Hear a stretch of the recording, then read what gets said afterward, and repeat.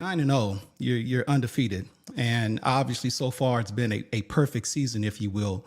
But if you look at a team like this, would you consider this if you were looking at a team like this, is the team a work in progress? I mean, do you think that there is something that this team needs to? I guess what I'm asking is this a team that is looking for the right for answers in terms of is this a team that you're looking for you talking about? You got me lost now, dog. You got come on with it now. You got what you talking about? Like, are you talking about us? Forgive me, Coach. No, you good. Are you talking about us? Yes. Or Alabama? I'm asking you if all for all of the good team, your play is what is it's a work in progress. Yes. Yeah. Yes. No, we're definitely not where we want to be.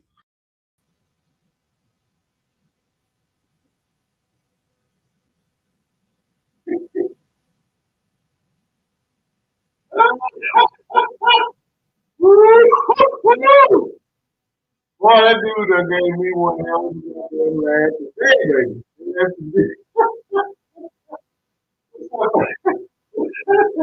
What's good, family? What's happening?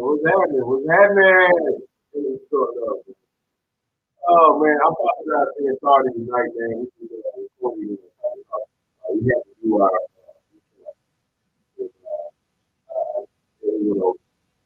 a little long how it is. I thought comes first. Shout out to Mike B.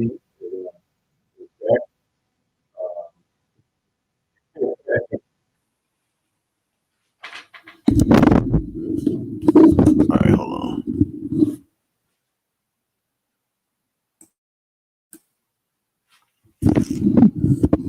How about now? Y'all let me know if y'all can hear me. Am I good? Mic check. 1 2 1 2. Much better. All right, good deal. All right, good deal. I don't know, man. Y'all know it's these cords, man. So, anywho, what's good, family? What's good, man? Monday night, watching my Jackson State Tigers lose to Abilene Christian right now. We down 63-54. Less than a minute. Look like we're gonna lose this game, but they did claw back. And it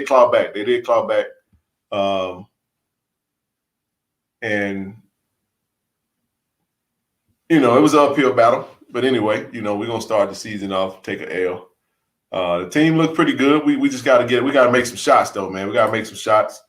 Before we even get started, man, want to give a shout out to our lady women's soccer team. Shout out to the women's soccer team, man. SWAC champs, man. SWAC champs, regular season as well as the tournament. I watched that game yesterday. Because we was up 2-0. And we let them score 2 points in the last 10 minutes. And then I can't believe this. My goodness, man. The Gremlin lady scored literally as the parking star, man. I don't know if y'all watching that, man. I mean, I was sitting there with my heart racing. I was sitting there like, my goodness, man. What are we doing? But they went to extra time. Sounds like I'm on the wall.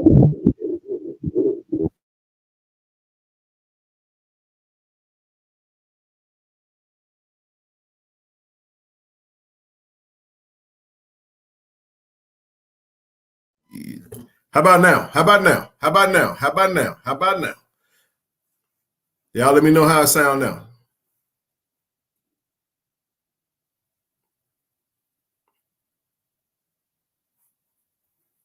Man, so I'm looking for Nemo. Let me know how to say. I mean, is it still muffled?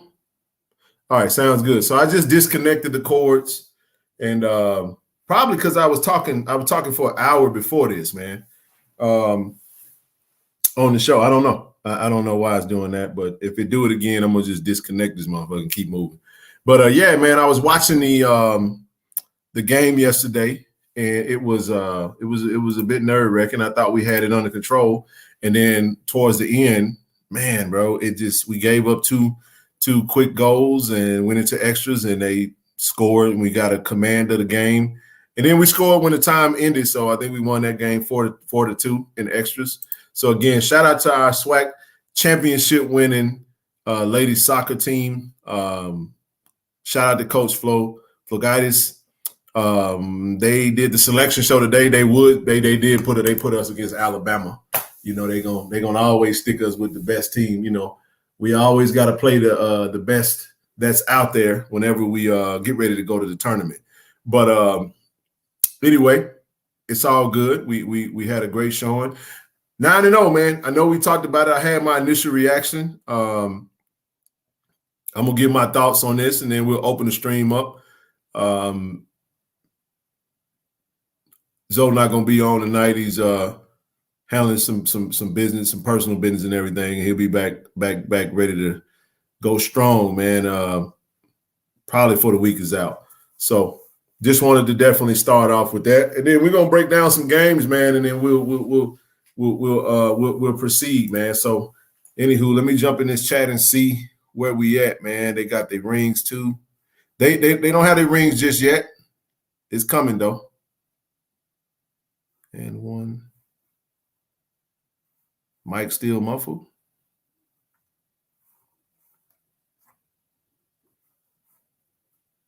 Yeah, they do play those long halves.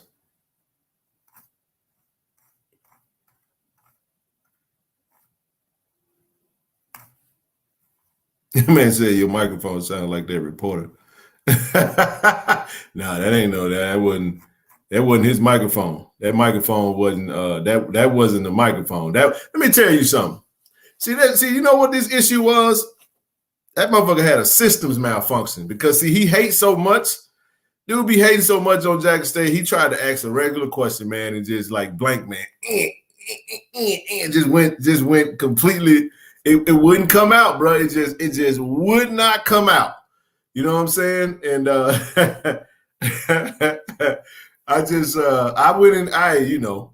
I always, ever since Coach Prime has been hired at Jackson State, that man has been hating since day one. Day one. Even when he was on the last time he did on the coach's press conference, he asked a question about coach. You said you weren't recruited by HBCUs, and we talked to a coach that said he absolutely recruited you. Can you speak to that? Man tried to ask a regular question, and his whole system malfunctioned. You know what I'm saying? And it just that was hilarious, bro. When that man said, "Hey," when that man said, that man said, "Man, what, man, what?" He said, "What are you saying?" He said, "What did Coach say?" Dog, what you confusing me now, dog? Come on, man. Hey, man, that was the one that got me, bro. So I'm sorry, man. I had to lead off with that, man, because that was a bit comical. That was a bit comical. Anywho, he said you confusing me. No, man, it's just that's one of them things, man. So, anywho. Somebody just asked a question. They said, who's the young lady the one that be dunking? I want to say that's Maya Crump, man. That's Crump. No, it ain't Crump, is it? Or is it Deja Woodard? Which one is it? Hold on, I'm finna figure that out. Is it Woodard or is it Crump that be dunking like that? Yeah, so I gotta tell y'all, oh man, it's I want to say is Woodard. What's Deja Woodard? That's right, it's Woodard. I done second guess my own damn self. It's Woodard. I saw her at the I saw Woodard at the game when I went to the game in Jackson, and I That's impressive, man. Says she been dunking since she's in 8th grade. I got a confession. I played basketball my whole life. I ain't never in my life been able to do a drop step and dunk the way she dunked. So I was like, damn, I ain't never been able to do that. Now, when I used to dunk like Latrell Sprewell. I used to dunk off one leg. I couldn't jump off 2 legs. I couldn't drop step and jump. If I jumped off 2 legs, I got about this high, literally about this high. And I don't know why I was like that. But if I came off one leg, hey man, I could put that thing in there. But that is impressive, you know. And I hope she get one in the game, man. She did that drop step. I'm like, man, you know how hard it is to do it. You gotta have bounce to do a drop step. You can't just put that thing in there unless you got bounce. You know what I'm saying? I had to get a running start. You feel me? And out that one leg, I come off that. You know what I'm saying? That was my game, you know. But outside of that, that was all I had. I had one dunk. You know what I'm saying? But boy, if she come off a break, man, and drop step in the game, it's gonna go viral, man. You know that, and we gonna love that. Absolutely love that. The men played tonight. Abilene Christian. We just lost that game. Had a good showing. We didn't shoot well from the 3. Our women opened up their season on Wednesday in North Carolina, and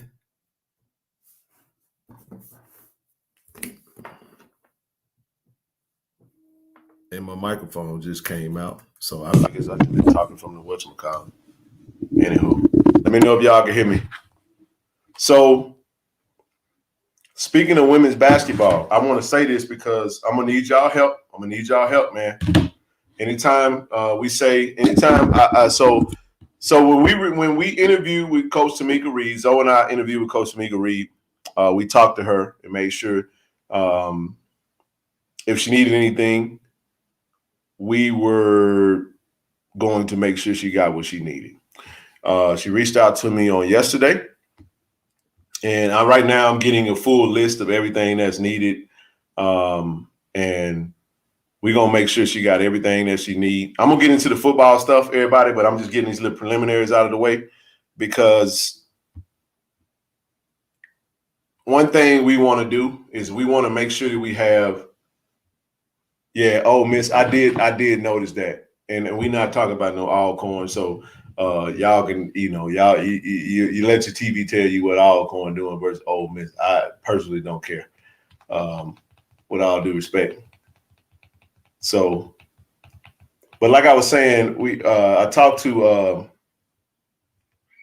Coach Tamika Reed, and Coach Tamika Reed let me know that she's formulating her list of things that she needs, and we're gonna get that. So as of right now, I know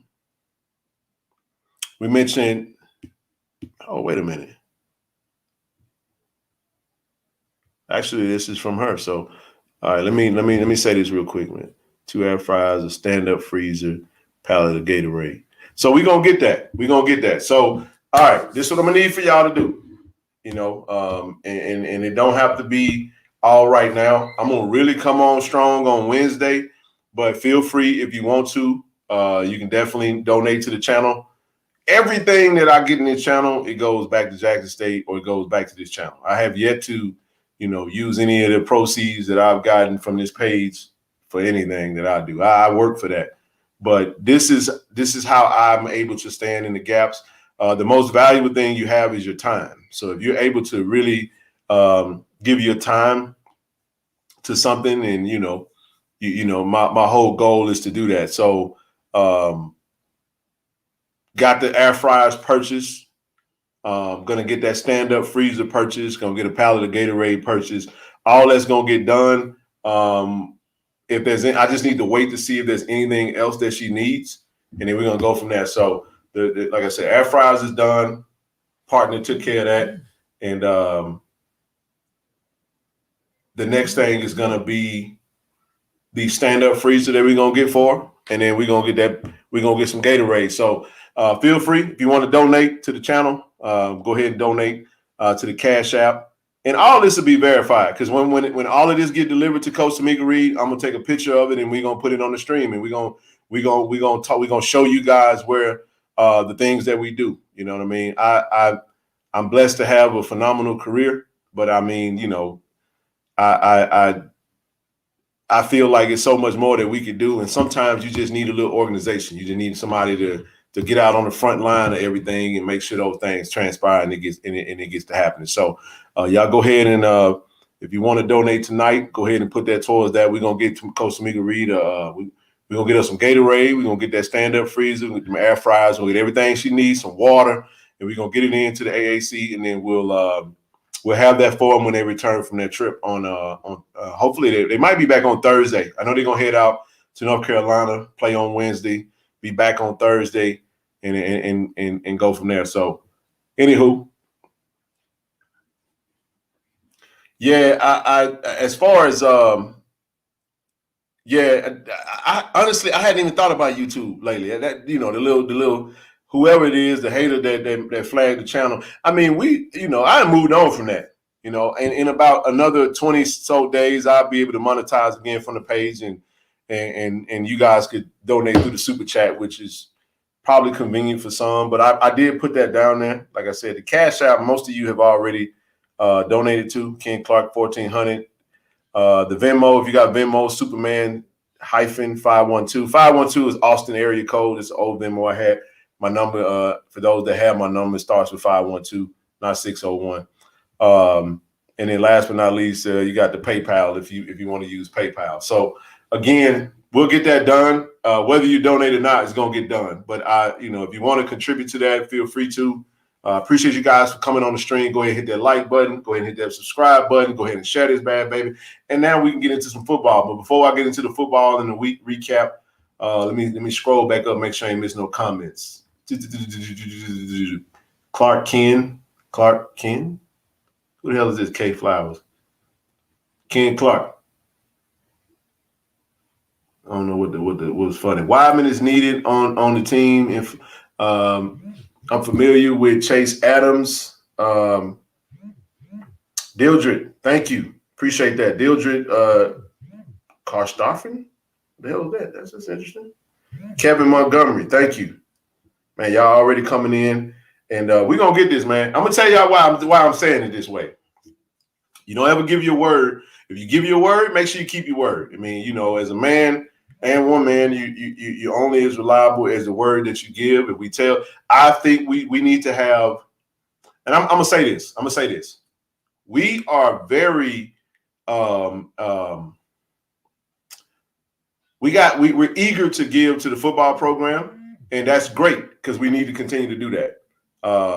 Jana, man, you guys are already coming through. Thank you.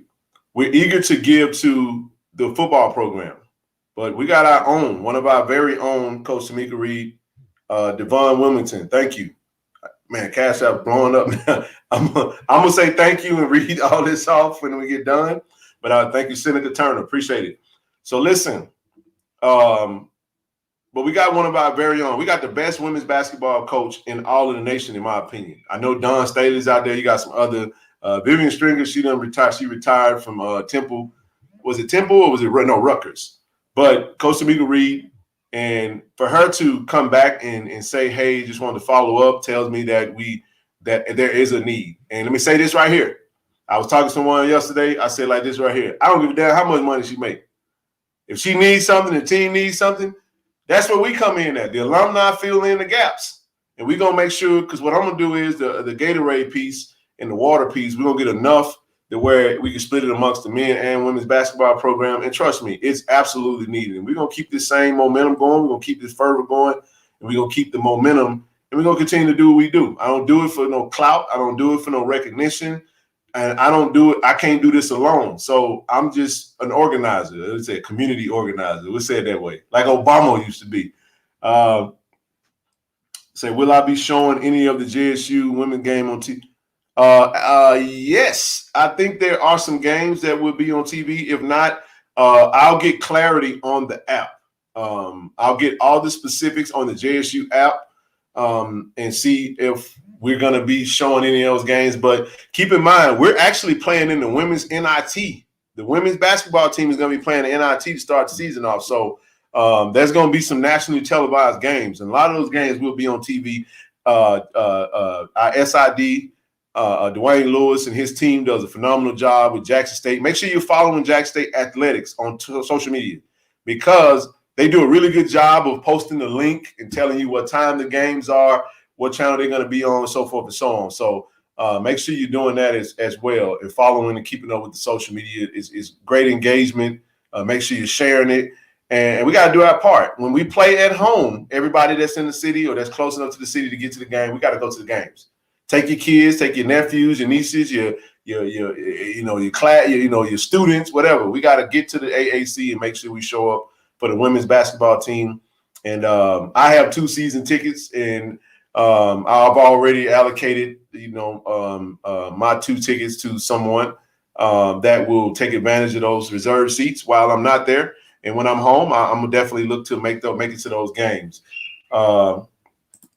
Man, I absolutely love that Diamond. Diamond is you're a rock star. Everyone in the chat, $21, $25. And I'm gonna tell y'all, listen, I work, we did the pallet of Gatorade and some water for the football team. We're gonna do the same thing for the basketball program.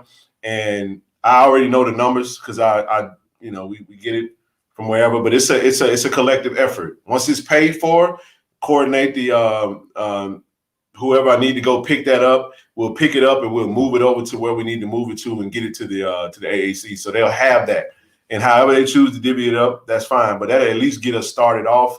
I know there was some other things she talked about, some masks. They're going to be playing in Colorado. Hopefully they have some. I think she may already have those, but the altitude mask, the mask that's going to help them to practice in those elements. So when they go into, because y'all know Mile High City in Denver, in Colorado, I want to say it's Boulder, but the climate, I think that it's above sea level. So the air is a lot thin. And when you're playing basketball, it's just, you get tired a whole lot faster. So they're going to definitely use those masks. But again, I'm going to follow her lead on that. Whatever she says she needs, we're going to get that. And we're going to get that for her ASAP. Appreciate the support that's already taken care of 2 air fryers that'll be here on Wednesday. When we get those there, we need to go get that stand-up freezer, get that shit picked up, get everything she needs. Because this is how I'm going to say this. When we interviewed her, she made it very clear she had an opportunity to triple her salary. And everybody on her staff would have made 6 figures. But she said she's not doing this for money. And it was important for her to be at Jackson State to make sure that this Jackson State program continues to do what it do. And we need to make sure we're doing our part to support her. I know we talking about football, but damn it, it's basketball season 2, and we got to make sure that we support the same. We also got an initiative out there, and I didn't post it on the stream with the baseball team. I'll have that on Wednesday when I come on the stream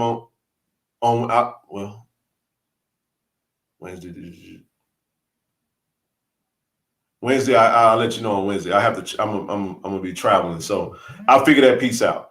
But thank you, Diamond, for taking that initiative. Everybody, I mean, listen, you'll see it because when we put that thing in there, hey, we'll have her come back on. Might even get her to do a little video saying thank you because this is what it's all about, man. And I'm telling you right now, man, our greatest wealth. Because I'm gonna get in my bag today, y'all. I ain't got no Jackson State merch on. It's the reason I got this merch on, man. Y'all, I'm gonna get in my bag today now. I got stains on my chest. We're going to talk about the football piece, but I also going to talk about everything else that comes with that. You know what I'm saying? And I'm just saying, that ain't why I got this on. I just put it on because it was cold and it was raining today. And I just thought I'd throw this on. But I figured I'd keep it on when I come on the stream. But anywho, our wealth is our unity. Our unity is our wealth. When we collectively, we can do anything we want to do. Anything. We can do anything we want to do. So, anywho, I'm going to appreciate that. I'm going to tally it all up and make sure I shout everybody out. It's a lot easier to do it with the stream, and then we'll go from there. So, I'm going to scroll down, catch up with the comments, and then we'll talk a little football because I know some people don't like to hear this type of stuff, but this is what you need to hear, man. Y'all know what the hell done happened on the football team already. Y'all know who won. Y'all, we 9-0, goddammit. And we finna be 10-0. Alabama A&M on the clock. We finna go to Mobile. We finna beat the hell out of them. That's right. I said it. We coming to Mobile. Shout out to Dr. Doom, Robert Brazil, native Mobile. He had a lot to do with us getting this game. Boy, you know you got some pull when you can pull a Jackson State home game from Jackson to Mobile. That means that you talking about he's somebody now. He told me straight up, hey, you need to come to this game. I said, well, I may not make it to this one, but I'll definitely be in Norman. But anywho, I'm done with Alabama for the year. Alabama lost last. I won't say Nook, man, Nook was all happy because LSU beat Alabama, and I just sat there and watched it. But anywho, let's catch on some of these. Those fast breaks at the end would have been dunks by Wyman. Yeah, Wyman. Man, we are fans of Malachi Wyman. I love that. I am. Hey, listen. Shout out to Malachi. He's working himself back, and just got to keep them grades, man. Make sure you stay. And I love to see him on the videos again. Great kid, man. Kid is special, and I love that the coaches are staying with him and making sure he get what he needs. And but yeah, I'm not gonna be in Mobile. All right, 9-0, 9-0. See y'all in Mobile. Got to catch a plane. Check out the AP. Nick Riley, thank you, man. Tournament in Los Angeles, golf is with. You gonna be in Los Angeles? You be in my neck of the woods, player. Welcome to the city, Israel. The point guard got to slow down. Yeah, man. I haven't really dissected the game because we just recorded Tiger Talk, so I have to go back and check it out. Oh, a play on Clark Kent. Yeah. I used to. So my tag used to be Clark Ken with a plus sign. So I played on that. Superman. There you go. You catching? Yeah, you caught on to it. I used to be super now. Now I'm just a man. German last name. That's me, Ken. Karstaffen. Wow. Is it?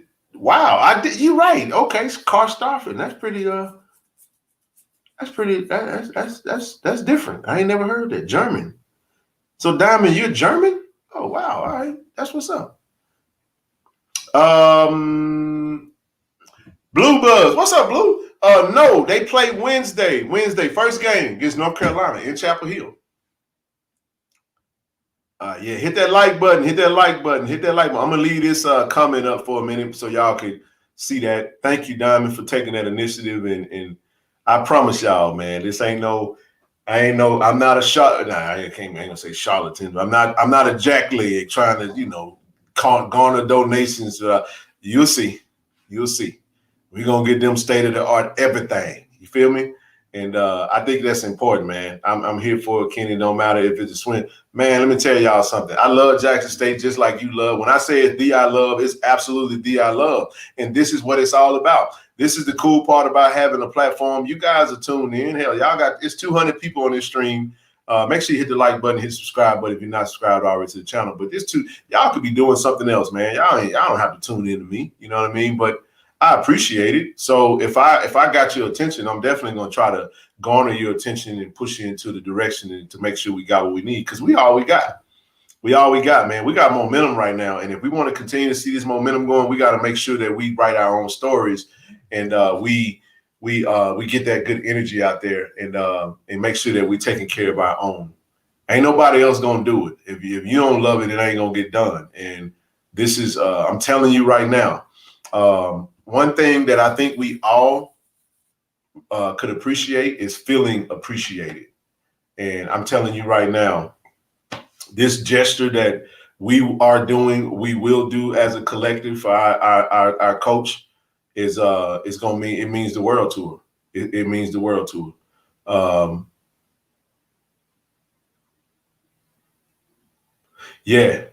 Vivian Stringer spoke about Ms. Tarika Mead and said that JSU would take care of her. Absolutely. And keep in mind, Liz came over.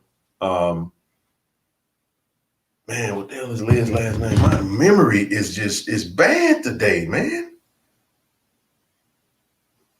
My gosh, Ken, come on, snap out of it. I'm not gonna mess her name up.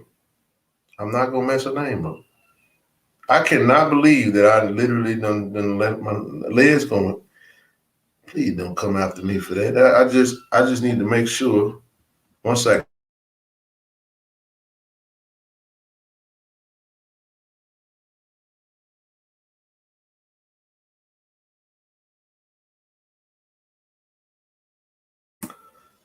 Lord have mercy. Liz Martino. My gosh, my mind went blank just then. Apologize, Liz. But yeah, she came to us from I think from was it Temple or Rutgers? I think she came from Rutgers. So that's why I thought about Vivian Stringer. Definitely that's a A legend in the game, man. A legend in the game. 11:15 against Texas Tech on ESPN Plus. Yeah, Texas Tech, Boulder, Colorado. I can't wait to watch the women's team. Yeah, it's going to be a sight to see, man. Let me tell y'all something about this women's basketball team. Angel Jackson. Oh, my goodness. Watching her play against Tougaloo, watching Liz Martino, Daphne. Of course, Deja Woodard. Of course, you got Shunna Luckett. You got, my goodness, man. That boy, my mind is literally gone. I'm gonna just look at it because my mind is all over the place. 1 second. Maya Crump. Forgive me, ladies. Forgive me. Mind a little bit of everywhere. But I don't like to mess people's name up. I'd rather just say I can't think of it right now and go look at it than to say the wrong thing. But I'm going to shout everybody out. You guys are really showing out. And listen, man, every little bit helps. And I'm going to tally this thing up. And I'm going to do it like this right here. I'll even tell Coach, listen here.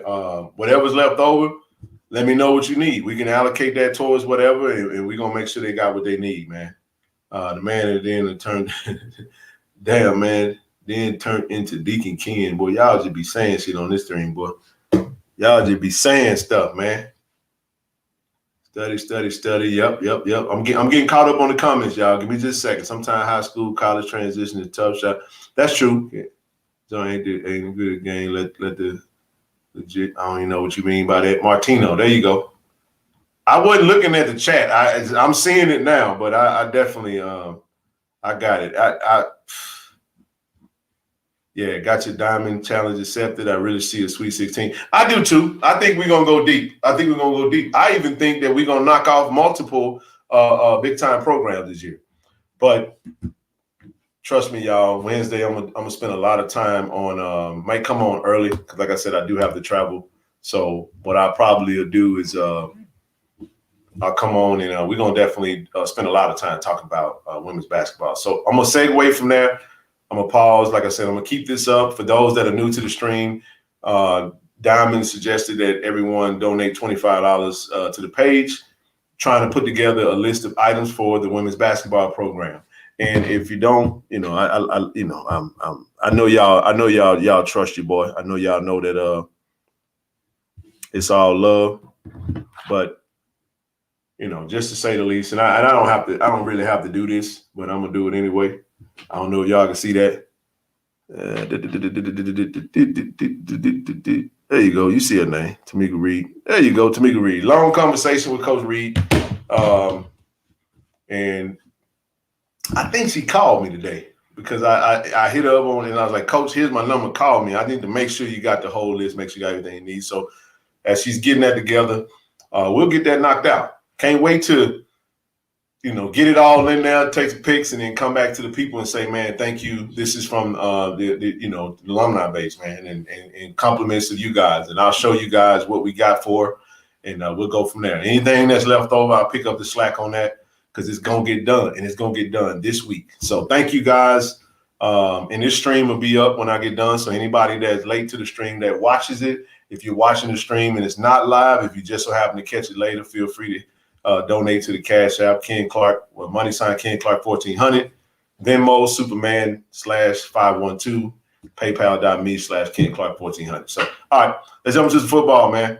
I'm gonna say my quick little points, and I'm gonna open the stream up. I'll open the stream up in the next 20 minutes. But we had a couple of games this week. First and foremost, we'll jump into the Thursday night game. Who played Thursday night, man? Who played Thursday night? Was it let's see. Who played Thursday night? Let's see, make sure we got everybody on there. Do I got everybody on there? I think I left off Mississippi Valley. Mississippi Valley versus Alabama A&M. Forgive me. I'm not finna add that picture, but for y'all pretty much know what transpired. I'll come back to that. Mississippi Valley, man. Mississippi Valley did their thing. Mississippi Valley got their first win. We play Alabama A&M on Saturday, and I think it's gonna be nothing short of what you saw transpire last year. I think it's gonna be. I think we're gonna handle business, man, and it's not gonna be. It ain't gonna be pretty for them. You know, Alabama A&M got to figure out. They got a quarterback situation going on. Now, you know, much love to Quincy Casey. Was a fan of the young man. Not sure if he'll start. You know, had a couple of interceptions on Saturday versus Mississippi Valley. But that's a tough loss for Connell Maynard in Alabama A&M, man. That's a tough one. So you ain't going to lose in no Valley and expect to beat Jackson State, you know. But if you say you can get up for us, cool. With all due respect, whatever. But I fully expect, you know, we'll get into that game when we get ready to proceed forward. But we did touch on this. Shout out to Alcorn. Alcorn beat Prairie View A&M 23-16. Y'all watched that game. That game was on Friday. This is why I wanted to start with that game. I said that Prairie View was going to win the SWAC West. Why did I say Prairie View was going to win the SWAC West? They lost to Alcorn, and they still going to win it. You know why? Because Prairie View did enough early, and the number one thing that was in Prairie View's favor, they didn't play Jackson State in the regular season. Now that Southern has lost to FAMU, like I told Zoe, they got 3 losses. Texas Southern lost to us. They got 3 losses. The last 2 matchups for Prairie View, Arkansas Pine Bluff, Mississippi Valley. I personally feel like they're going to win both of those games, and they're going to clinch the West. And then you're going to see a rematch, Jackson State versus Prairie View in the SWAC championship game. And I think y'all kind of know how that's going to go. So I'm going to just leave that alone for right there. Not going to spend too much time on that one. But nevertheless, we move right along to that. But like I said, shout out to Alcorn. Alcorn did what they had to do. They won in overtime. But I really feel like the young man, number 17, dropped the ball, and he really put his quarterback in a tough spot because after he dropped that wide open touchdown pass, man, I really felt like that was the end all for them. That was the end for them. That was the absolutely end for them. And you're right. Prairie View needs to say thank you for not. Hey, listen. So, Blue, what happens is that the schedule, and you probably already know this. I'm pretty sure you know this already. We don't change the schedule. We just flip-flop every 2 years. So, in 2-year intervals, we play the same schedule. We just rotate home in a way. So, they didn't play us last year, so they was able to not play us this year. And in a year where you got Grambling is rebuilding with a new coach on a new system. You got Alcorn losing Felix Harper and transitioning in a new, you know, on the west side. Then you got Arkansas Pine Bluff. They fired their coach. Southern new head coach Eric Dooley. That's you know, they might be ready to fire him before the year's out. Who else is in the West? Texas Southern. Does Clarence McKinney? Does he really make it out of the year? You know, I think Texas Southern is they okay. Did he do enough to keep his job? Maybe, maybe not. We don't know. We'll just have to wait and see. So really, outside of Grambling and Southern, you know, and Alcorn, I mean, Prairie View had a much easier route. Alcorn still got to play Jackson State, which we plan on going to Lorman and taking their lunch from them. So the reality of the matter is, unless now I'm gonna say it like this, because Mississippi Valley did beat Alabama A&M.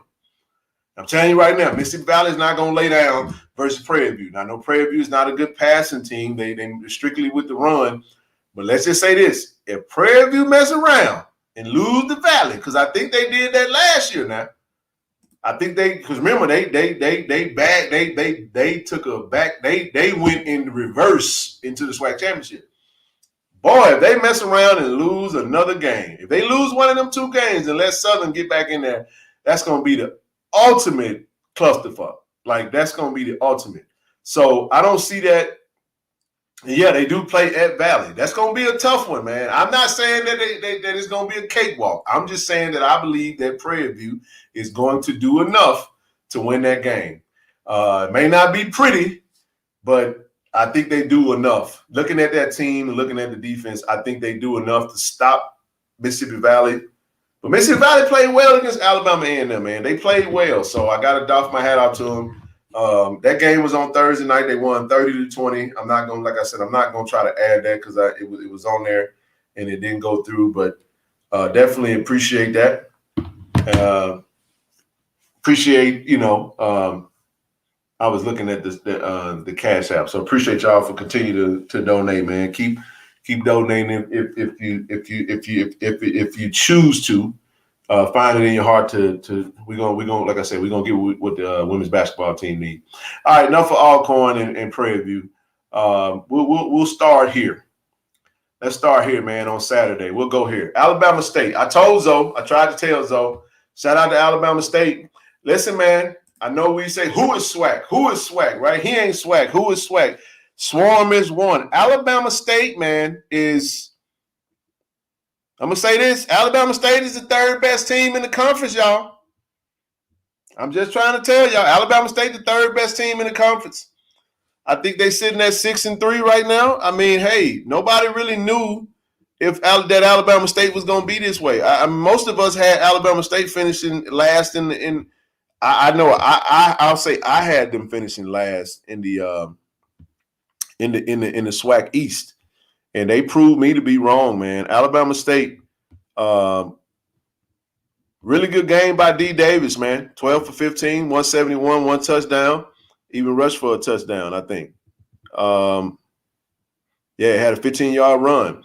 And listen, it started off, man. Bethune-Cookman got off to a lead, 16-7 lead, and they hawked them down, man. Hawked them down, and now they 6-3. So, I mean, Alabama State is feeling really good about themselves. They went into Daytona and they handled business. This was Bethune-Cookman's homecoming, I want to say, and they ruined their homecoming. Jack State messed up their homecoming, so they said they're gonna return the favor to one of these other teams. So they did it to Bethune-Cookman. So damn good showing.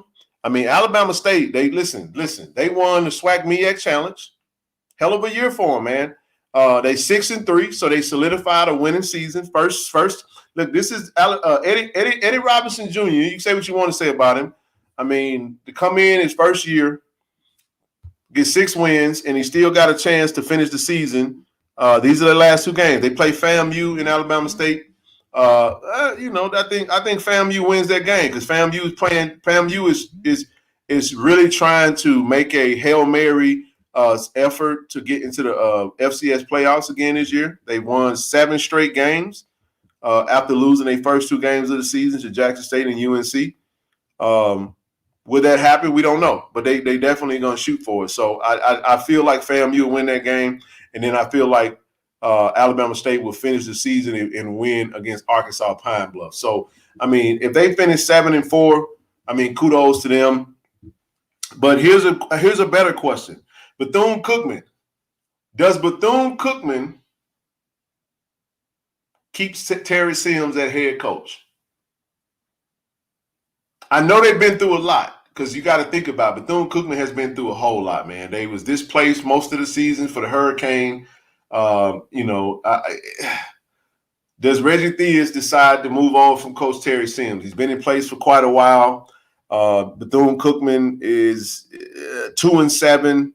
They're probably going to finish the season 2-9 because I don't think they're gonna beat Alcorn nor are they gonna win the Florida Classic. I mean, I'm just saying, do they move on from Terry Sims? Because this is a hot job in Florida. Think about it now. Think about it. If Bethune-Cookman is one of those schools that could very well take the Jackson State route, where if they decide to move on from Coach Terry Sims and go get a big name like a Ed Reed or a Ray Lewis or some other big-time coach that's looking to get into coaching, I mean, that could be a very good look. And the reason why I say that is because you got a former NBA All-Star as an AD in Reggie Theus. So maybe they keep him for one more season. Jay Blue, I think they do keep him for one more season and give him a chance. But we don't know. We'll see. We'll see if they lose the Florida Classic again and finish the season with just 2 wins. I mean, there could be some rumblings. I guess it just comes down to what kind of conversations are being had prior to that.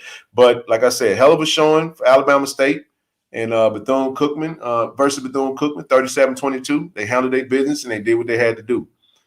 So yeah, man, good game for them. Let's move right along. Next game we'll touch on is let's talk about it, man. Shout out to the G, man. They got their G's back. They got their G's back, man. Shout out to Grambling, man. Grambling, 36-10, Arkansas Pine Bluff. I fully expected them to win this game. This was homecoming for Grambling. Grambling did what they had to do, though. They did what they had to do. 36-10, they left no doubt. They played well. Man, let me say this, man, about Grambling. Bro, have y'all looked at Maurice Washington's stats? Man, this man had like 200 yards on 10 carries. Like he has, I don't understand why they don't run him as much as he like the dude is killing the game. Like he's averaging like 11 yards a rush, and he don't have the carries. And I know I talked to coach about this, talked about him being a little bit injury prone, but I mean, I'll say this right here. I personally feel like Grambling is going to beat Texas Southern, okay? And I feel like Grambling is going to win the Bayou Classic. If Grambling finishes the season, y'all, 5-6, what a hell of a turnaround for them, right? 5 wins. I mean, amazing momentum going into the next season. I'm telling you right now, man, Grambling is going to be somebody to deal with in 2023. They're going to be somebody to deal with because it's not how you start, it's how you finish. You got a new coach. The Grambling faithful is starting to believe in Hugh Jackson, depending on how he finishes. If he get that Bayou Classic win, he beat Texas Southern in Houston, and you finish the season with 5 wins. You're talking about going into the offseason with some momentum. You cycle in another recruiting cycle, another recruiting class. He addressed that quarterback position, some real competition. I know we got Julian Chavez, but is he really that guy, or do you go and try to get a whole nother signal caller? I'm just telling you, I feel like Grambling is going to be in competition for the West going forward. So players are starting to – that's right, Jay Blue. Players are starting to buy into that system. That's a great point. I think that they are going to be something to be reckoned with. And then listen, Jack State Grambling next year will be a SWAC game. It won't be a non-conference competition. But, man, I'm telling you, man, shout out to Maurice Washington. This man had 10 carries for 201 yards, 2 tugs. I mean, once that dude hit that sideline, man, you can kiss it. You can put the kids to bed, man. He got an acceleration that's unbelievable. So, kid is a special talent. But nevertheless, man, they did more. They did just enough. Didn't get a whole lot from the quarterback play. Skylar Perry did his thing, 23 for 40, 228 yards, 1 touchdown, 1 interception, 8 carries, 34 yards. So he's pretty much all the offense. But like I said, UAPB looking for a coach right now. We'll see what they do. There's some hot names on the D2 circuit. Does Arkansas Pine Bluff go out to Chennisberry, go try to snatch him up from Benedict? Benedict 10-0 right now, and they kicking ass, looking real good right now. So, it's gonna be interesting to see. Does Arkansas Pine Bluff call Jackson, knock on the door, start hollering at one of these coordinators or position coaches? Do they try to do something like that? We don't know. So yeah, man. Diamond, you a real one. You're a real one. I'm gonna keep that up for a minute. Thank you for being my voice when I'm trying to talk about football. So I'm gonna leave that up. But yeah, man. Shout out to Grambling. Shout out to the G. One homecoming. Shout out to Yard, man. Yard, I know she was trying to start up some ruckus. I almost commented talking about some, rock the house. I know y'all started to rock the house, but we took that a long time ago, and we made it hot. So y'all don't try to come and get it. Don't try to come get it back. Y'all know back in the day when the bands was doing what they were doing now, everybody stole from everybody, okay? But when y'all hit Jay,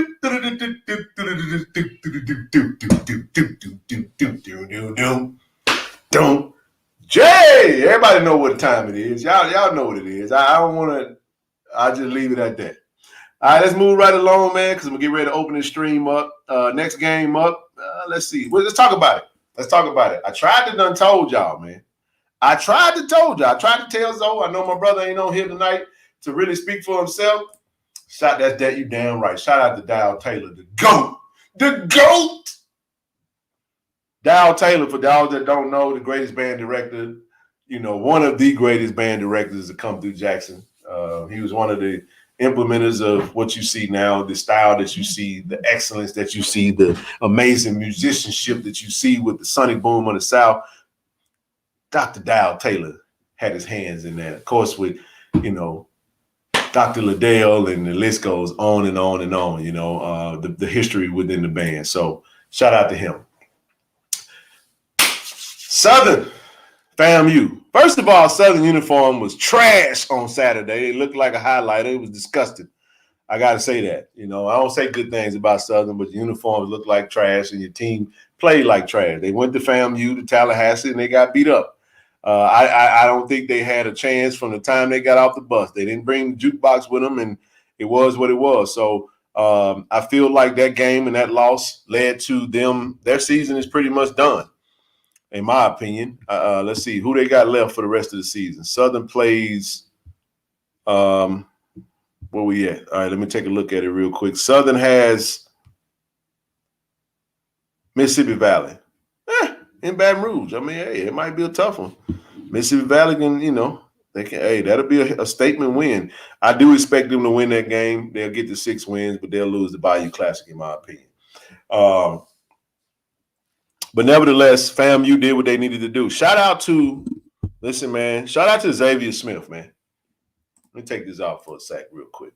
Shout out to Xavier Smith, man. I mean, he not representing right now. I mean, I love Dallas Daniels and all of our wide receivers. But they won't have the stats to catch Xavier Smith. Xavier Smith right now, arguably the best, if not the best wide receiver in the conference, man. Mr. Consistency.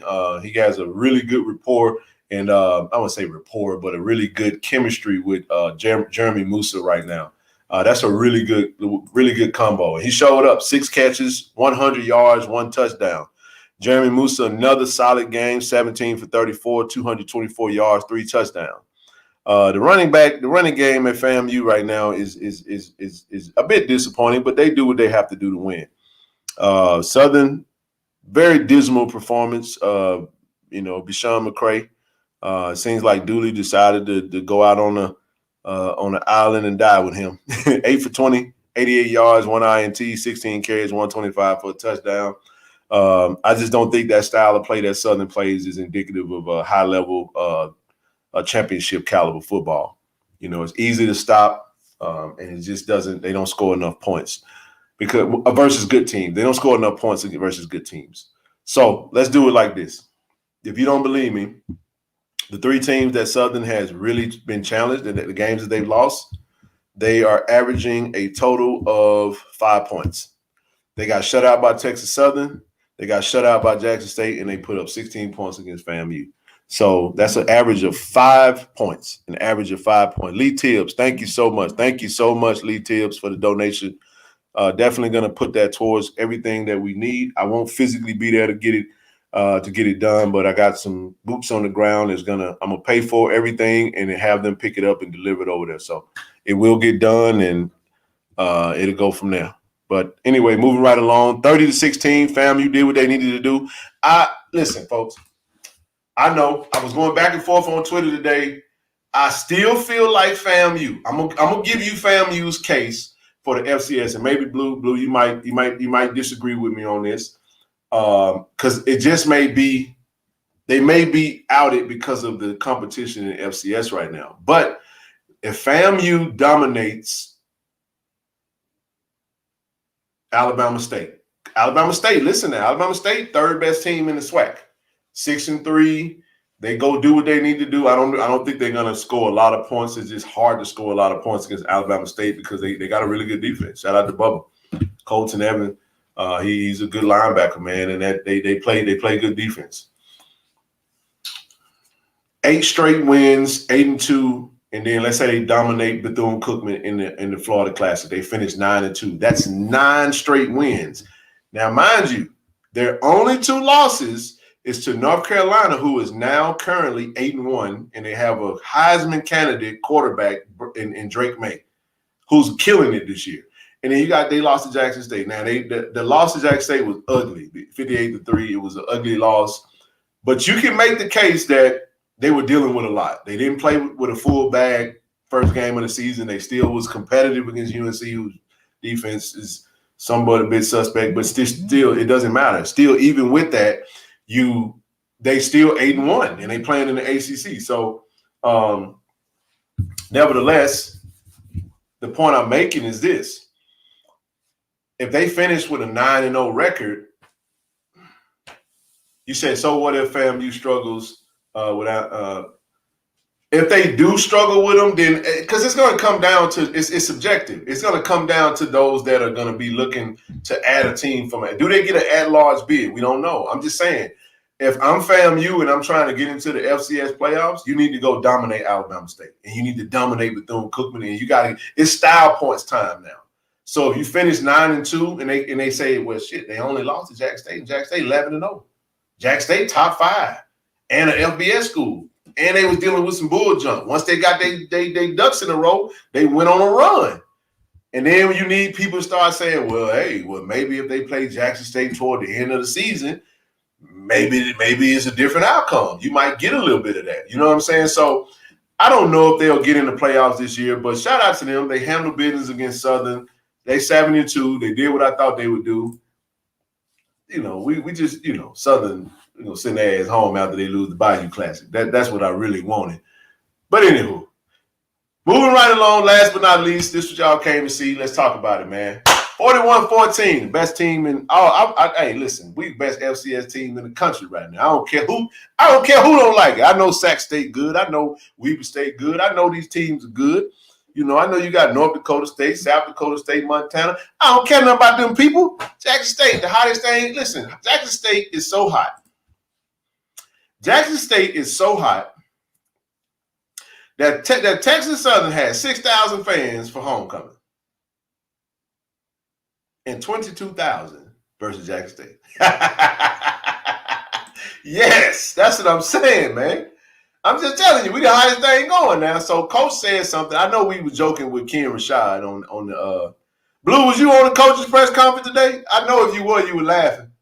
You ain't got to say it out loud, man. I know you were laughing. It was hard not to laugh at that. But I'm gonna pause and let me get caught up on these comments real quick, man. Trying to decide if I want to delay my trip, have a couple of days, go see you later. Listen, man, I'm gonna tell y'all. I'm traveling for Thanksgiving. You got Thanksgiving, and then Thanksgiving the 24th. On the 25th, you got Black Friday. I'm flying back home because our ladies are playing UCLA in Los Angeles. So my black glutes is gonna be on the plane, and I'm coming back Friday morning to LA so I can make that game. I can't have my JSU women's basketball SWAC championship team on the West Coast and I not make that game. So I have to be back home. I'm gonna eat good on Thursday, but Friday morning I'm on that plane. I'm back, and I'm coming to that thing geared up. I'm gonna get all of the content I can get put on the page and make sure we supporting our Lady Tigers, man. And that's what it's all about, man. That's what it's all about, man. All right, let me see. Now, Ken, when you go to Lorman, where you gonna sit at? I'm gonna be on the field, bro. I think I'm gonna be on the field. But I do plan on consuming some alcoholic beverages that morning because it's the last game of the regular season and it's in Lorman, and I'm gonna be talking some cash money stuff to my all-night family. So I might be sitting down, just depending on. But I think I'm gonna be on the field. If not, I'll be sitting somewhere, and I'll find you, Deputy Mario. I'll find you, brother. Jukebox was recovering. I got faith in the Delta Devils. Hey, man, Delta Devils played how they played on Thursday. Hey, then they got a long week to rest. It's definitely doable. It's absolutely definitely doable. Ken Evans and Gabe Watson combined for 35 points. All right, let's see. Let me get caught up on these comments, y'all. Give me just a second, bro. You was going in. Alabama State would be a problem in the future. Hey, they would be fighting hard. Hey, this is what we want. As Jackson State, you want the conference to get better, man. You really do. You want the conference because if you just beating the shit out of everybody and ain't nobody, you're not going to be respected. That's why people still keep saying you need to do this, you need to do that. But I'm looking forward to playing Texas State next year. Shout out to everybody that's in Texas. We got to go to San Marcos and turn up. That's my home, Austin, Texas. We got to make sure we go down there and represent and get loud for them folks. Blue, we need a video. I ought to play that again. Is your PayPal? Yes, that's me. That's me, Andre. PayPal is on there. The payme.me/Ken Clark 1400. Smash that like button. Definitely smash that like button. Smash that like button. Absolutely. Smash that like button, man. Share the stream. All right, let's see. Old Stutterbox couldn't get his question out. His gun jammed. That's a good one. Suggest if you don't mind, if you would be to move your Cash App sticker to the top right corner, so you can always be seeing the highlight. So here's what I do for Cash App. I'm just gonna change I'm gonna go back to the banner, and we'll do this, and I'll take this off real quick, and I'll remove the comments, and there you go. Y'all seen it, Cash App is Superman -512, and then payme.me/Ken Clark 1400 for PayPal. But Cash App is just fine. If you don't have Cash App, let me know. I'll get you those other ones. I thought he was having a mental breakdown. I think he was having I saw the funniest thing, man. I'm gonna tell you. I'm gonna get off camera shot. But I gotta say this. I remember being with my homeboy. His son did some bull jump, right? And he knew he had messed up. You know how your parent call you in front of you and they ask you as a kid, did you do something? And you know you did it. So there's a moment of, do I lie or do I tell the truth? And I saw the funniest shit I think I ever seen in my life. He was saying yes and no at the same time. He had like a sister's malfunction. And it was so funny that his daddy didn't even whoop him. While we was laughing, he was like, you better not lie to me. Did you do this? He was like, it was like the lie was overtaking the truth. He was like, when I tell y'all that it was the funniest shit we had ever seen, man, we was crying, laughing for hours behind that because it was such a raw moment. That's what I got from Ken Rashad on the day. He was struggling, man. He was trying to get that out. That hate and just normalcy, like the regular, he was trying to get a regular question out. And I feel like the reason why he was struggling with it because that he know that question it had a little shit, it had some bullshit in it. And I think before he was getting it out, he was hearing it in his head. And he was backtracking while he was he was backtracking. And it's like he was listening to what he was saying, and he kept saying, "No, I can't say that. This shit I'm gonna blow my cover, right? I'm gonna blow my cover." So yeah, man, that's what I think. That's what I think happened, bro. That's exactly what I think happened. I really do. So, anywho, enough about that dude, man. Let's go back to it real quick. So we'll go back to it. So 41-14, Jack State handle business. Now let's talk about it. I'll give you a little bit of meat and potatoes. The show we're gonna drop the recap show. Tiger Talking 1400 Club. You're not subscribed already? Be sure to go subscribe. But listen here. We had 21 points in the first quarter, y'all, and we finished with 41. We really should have won 50-something, probably to nothing, because the first touchdown, keep in mind, we held them and we got them to fourth down. It was 4th and 5, and Jeremiah Brown lined up off sides and gave them a first down, and they got the ball, and that they actually scored. Don't worry, I'm gonna get on them refs. Oh, don't worry, I'm gonna get on them refs. I'm gonna get on them refs. Just hang tight. Second one that they scored on was the muff punt. But think about it like this. I thought Travis was going to get his first interception. He had that jump. He had it, and he couldn't hold on to it. Right after that interception that we wound up holding them to fourth down, and that's when Willie Gaines muffed the punt, gave them a short field. The defense had to stay on the field, and then we gave up 14. But the reality of the matter is, man, y'all, let me tell y'all something, man. 3-6 Mafia, man, is a special kid, man. Savion Wilkerson is special, bro. He's 104 yards away from eclipsing 1,000 yards, and he'll be the first 1,000-yard rushing I think since Destry Wright. If not, I'm debating on 2 other running backs that I just need to fact check to make sure we haven't that I don't mess that up. It could have been Tanaka Counselor, but I don't know if Tanaka Counselor. For you historians, Zoe ain't on tonight. Zoe, my historian. Did Tanaka Counselor ever eclipse 1,000 yards in JSU history? For those that might know that, throw that in the chat. Let me know. I don't think he did.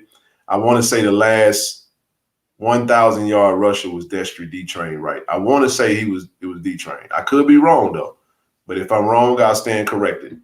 But anywho, hell of a game though, man. I appreciate Coach and the coaching staff for having the awareness, because me and Marcus was watching the game, right? And we was like, bro, he only it was, I want to say it was Destry, Coach, but it was somebody I had Destry. I think it's Destry, right? And I think that's the last time we had a 1,000-yard rusher. I'm almost certain that that's the case. But I could be wrong.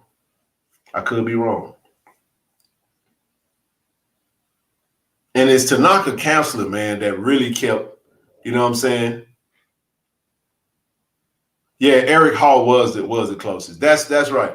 I'm pretty sure on that. But you know what happens when you start second guessing? It said Tanaka was the one that was giving me.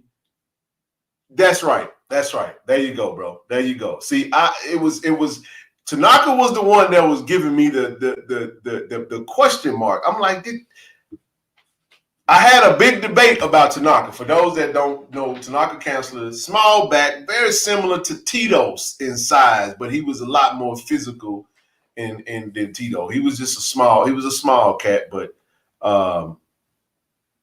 it's Ken Clark 1400, Granny. You might want to make sure you get the right one.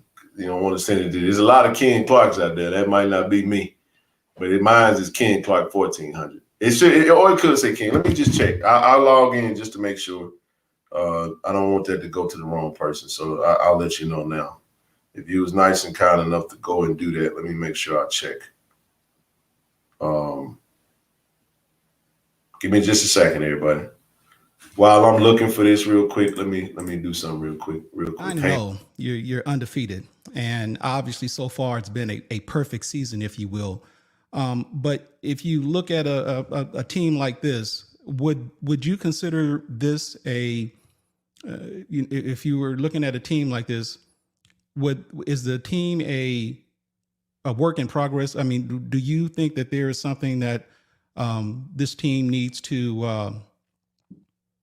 I guess what I'm asking is this a team that is looking for the right for answers in terms of is this a team that you're looking for you talking about? You got me lost now, dog. You got to come on with it now. You got what you talking about? Like, are you talking about us? Forgive me, Coach.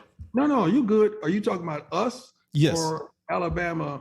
I'm asking you if all for all of the good team, your play is it's a work in progress. Yes. Yeah. Yes. No, we're definitely not where we want to be.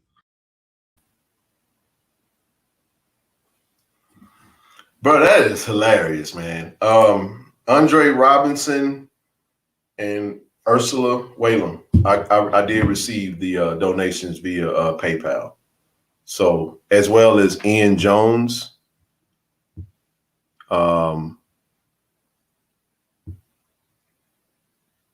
it's okay, y'all. I'm an accountant too, just FYI. I've been doing taxes since I was 14, so I'm pretty decent with money. I ain't gonna mess the money up. You ain't got to worry about that. So I holler at your boy if you need your taxes done, by the way. Might do a show and just let y'all know. I'm multi-talented. I told DJ that today. DJ was like, oh, word? I was like, yeah, bro, I've been doing taxes since I was 14 years old, man. 14, man. Pops, dad, a CPA, Clark and Associates. Yeah, your boy been doing his thing, man. So I stopped doing a lot of tax prep. And I wasn't even charging, man. I'm jack of all trades. Barber, I used to cut hair, all that old good stuff, man. I always had a hustle going, man. But anywho, what were we talking about?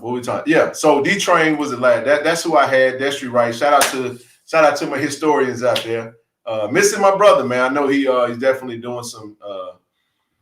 He like I said, doing some transitioning. So, Granny Ann, was that you? I don't want to put your whole name out there. Did you hear your name called? Ann Jones, Ursula Whalum, and Andre Robinson.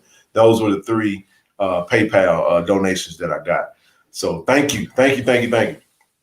And based off the money I get, hey, we was gonna get a basic, stand-up freezer. We're gonna go and get that Whirlpool, man. Based off the money that's coming in, we're gonna get the state of the art. We might get one with a screen on it or something. We're gonna see. But nevertheless, we're gonna get them what they need though. But anywho, Savion Wilkerson, man, he the real deal, man. He the real deal. My goodness, man. Let's jump into the stats real quick. The cool part about what transpired on Saturday for us is that we had a very balanced game. If y'all remember at halftime, we had the same amount of passing yards and rushing yards. I thought that was pretty cool. Shout out to Coach Bartoloni. Bartoloni, very balanced attack on Saturday, man. You talking Shador. Well, let me get the team stats real quick. Team stats: 259 passing yards, 232 rushing yards. That's pretty damn balanced. 491 for their 262. Now, the reason why I wanted to mention the stats real quick, but check this out. This is the 9th straight time this season. Shout out to the defense. I know we gave up 14. We was over our average. We're sitting at about 9.5 right now, points per game allowed, because we gave up 14. But check this out, y'all. The reality of the matter is this. We have not given up 200 yards passing to any quarterback all season. Not a one. I think Grambling actually might have had the most passing yards. I know from what I remember when I looked at the stats, Drayden Ellis had 138. Man, somebody had 131 and somebody had like 132 or something like that. I think this past game, Andrew Body had, Andrew Body had 132. And I think somebody had 131. Hodge Malik Williams had 131. So we haven't given up 200 yards passing all season. That is impressive. Very impressive. And then keep in mind this game, y'all, we were down 3 starters. No Nugget, no John Huggins, no Dallas Daniels, which speaks indicative to our depth. Andrew Body only completed 9 for 23. Absolutely correct. And he had 132, 1 touchdown. Outside of our mistakes, self-inflicted, 13 penalties, man, 118 yards of penalty to their 8. And speaking of penalties, because there was a lot of chatter today, man. I know the young man, number 44. I get it, man. I get it. But by the letter of the law, I listen. Somebody was like, man, come on, Ken, man, you tripping. I'm like, no, I'm not, bro. I sat right up there and looked at it. Matter of fact, Butch Alcindor, the one who called the game, not the other fella, because the other fella was biased as shit. The commentator, I don't know what they. I ain't see nothing. I was like, dude, you just root for Tennessee, Texas Southern. It's okay. But listen, 113. Thank you, the football girl, for correcting me on it. I said 118, 113. Too many penalty yards, man. It's totally unacceptable as a team. 13 penalties, 113. And we could say it could have been more. Missed pass interference on Travis, it could have been called. Cameron, going in, they could have called targeting on him. That could have been 15 penalties. You see what I'm saying? But we didn't play very disciplined. I thought our special teams was shaky, man. We were shaky. We had a muff punt. We couldn't kick a punt past 35 yards. We kicked the ball out of bounds one time. We jumped off sides to give up a first down on. It was annoying as hell, man. And that's the thing that happens. But let's talk about this roughing. There wasn't no roughing the passer. There wasn't no unnecessary roughing. 44 should have been. That was targeting. Man, go back and look at that play. Shador Hellman said, Man, Hellman hit straight right there and turned his head. It was clear as day. But nobody wants to see that. Nobody wants to see that. I said, I told 44. I said, look, bro. I understand. He's like, well, they didn't call targeting because it wasn't. I said, my man, let me tell you something about it. If you want to call it, if you want to say it ain't targeting, fine. But I know based off the rule from Aubrey Miller earlier this year when he got ejected, he was trying to tackle the dude below the waist, but because the dude went down and tried to brace, I don't like the rule. It's subjective. They didn't even review it. They didn't even go to the monitor to review it to even check for targeting. So they just immediately called roughing, which immediately pissed off a lot of people because they're like, oh, man, he's soft and they're trying to protect Shador. And that's why I would rather they just get the call right, because if they got the call right, 44 will be sitting out the first half of the next game. And that's what I'm saying. Like, by the letter of the law, he's like, well, I wasn't going in with ill intent. Targeting ain't got nothing to do with intent. You led with it. Like, if your body get there, especially last year when James Houston held up and his helmet said, boop. It literally did that. It like he held up and stopped his body, but the helmet his face mask made contact to the quarterback's helmet, targeted out of the game.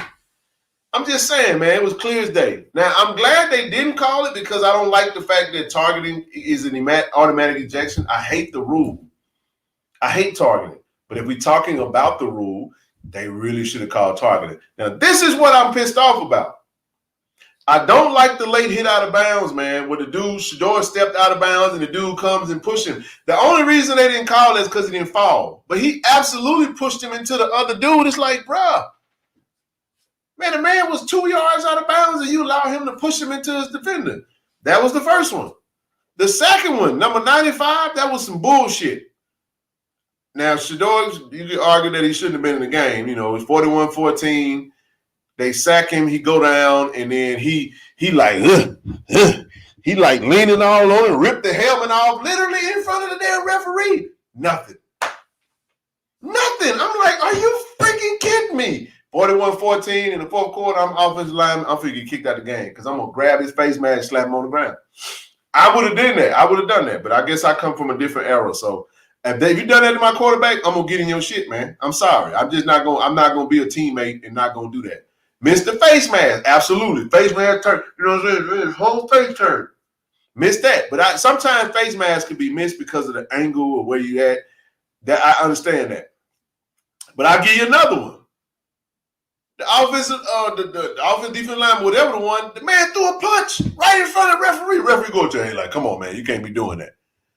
What? Like, in what world? How does he get the how you throw a punch right in front of you and you over there talking to him? Bro, pull your flag out and throw a flag. Y'all call us for everything. But it's okay. I wasn't tripping off the ref. I just say we got to do our part to make sure we don't have those stupid penalties. So that's my take on the game, man. We did, but again, we said all that. It is what it is. That was our regular punter, granted, and we wound up pulling him and bringing Lane McGregor, our previous punter from last year, in because we just weren't very good on Saturday. What up, Brian? How you doing, buddy? So yeah, man, it was definitely it was shaky to say the least. Let's go back. If Wilkinson has a big game this week and next week, and JSU shuts down Howard next week, Wilkinson can take a. I was thinking that, McCray. I was thinking that. You right on where I was thinking. So if you look at it, Howard has 39 rushes more than Wilkinson. Of course, you know, he didn't start the first part of the year. Let's just say Howard have a subpar game. Wilkinson have another big game. I think Shador is going to have a big game on Saturday because, number one, I think they're going to really try to game plan for Savion Wilkinson now. They're going to game plan for him. They're going to try to take away the run, and that's only going to open up the receivers now. It's just you got to pick your poison. But here's what I think. I think Wilkinson could easily have 300 yards in the next two games. If he does that, then you need Jackson State's defense to shut down Howard and really like hold him to less than 50 yards or something. And like Savion, like really do his thing and get 300 plus over the next two games. He could take him. I tell you right now, Savion Wilkinson is absolutely all SWAC team. if not first team, because I think they only get one running back spot on the all SWAC team, if I'm not mistaken. I wish they did two, but I think they do one, if I'm not mistaken. Y'all correct me on that if I'm wrong. If it's two, he's first team. He's officially first team if he does two. But while I'm here, I'm going to scroll back up, Diamond, and I'm going to grab your comment again. Well, not that one. I'm going to throw this back up there because it just – there we go. We'll leave that up. So, yeah,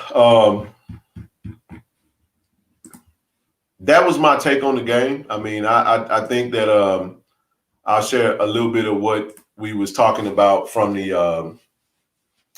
from the recap show, and that is Travis. Let's talk about Travis real quick. Travis had 4 pass breakups on Saturday.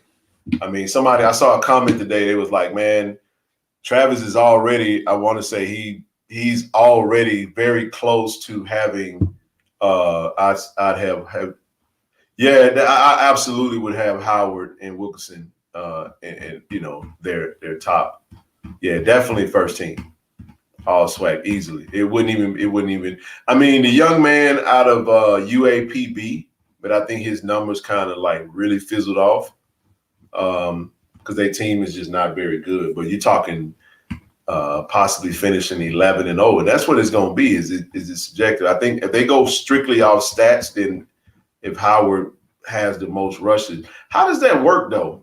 Somebody educate me on that. Not that I don't know, but just kind of give me your thoughts on if a running back, let's say he finishes with 30 less carries, but he's short by 30 yards. And his average is higher, and he has. It's not going to be. I think Howard has more touchdowns than Savion. I think that's where he'll get the nod because of the touchdowns. The touchdowns are there. Not taking anything away from Howard. Howard's a great kid, man. Great running back. Alcorn has a stud. I don't know how many years he has left. I don't. But he is definitely. He's definitely a good running back. But yeah, man, I'll say this.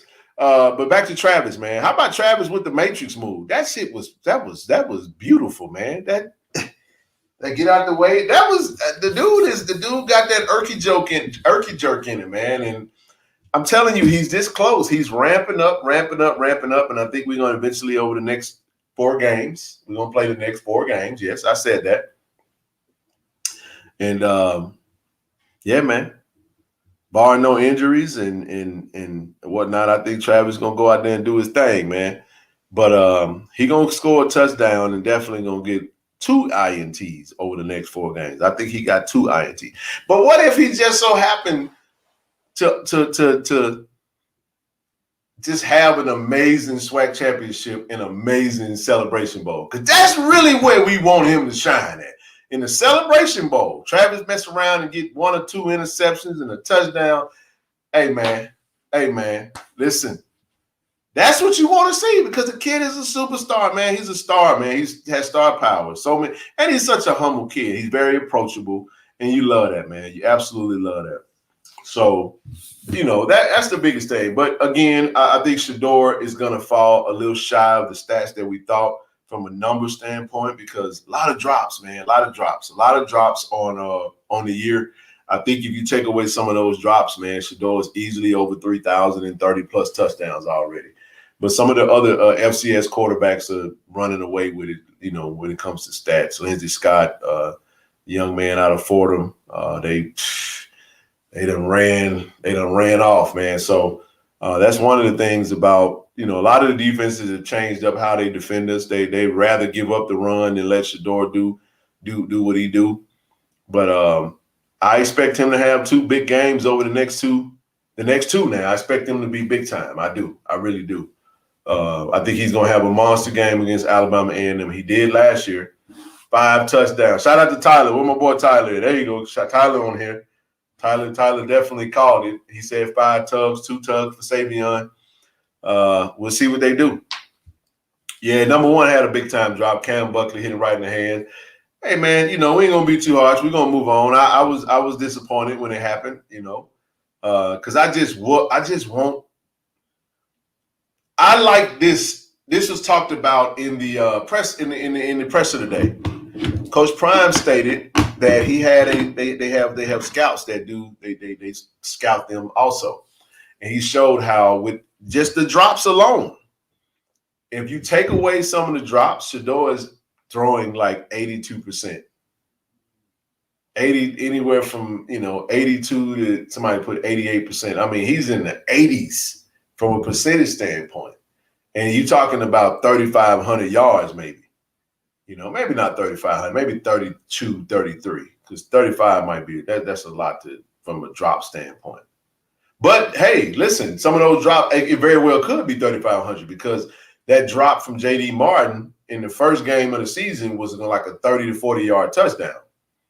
That's another touchdown. You know what I mean? And so then you talk about the touchdown that was called back from the penalty. All the touchdowns that was called back that we didn't get against Tennessee State was just brutal, man. You're talking Shedeur should be sitting at about 35 touchdowns right now, easily 3,500 yards. That's where he should be because that's where he needed to be to finish 4,000 for the season. But instead, he'll get to 4,040 touchdowns, but he's going to need the Celebration Bowl and the SWAC Championship to do that.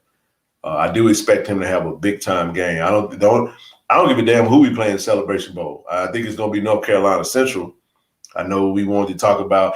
I'll mention the MEAC since we did cover. This is a SWAC. What up, DJ? What's up, brother? So I'll say this: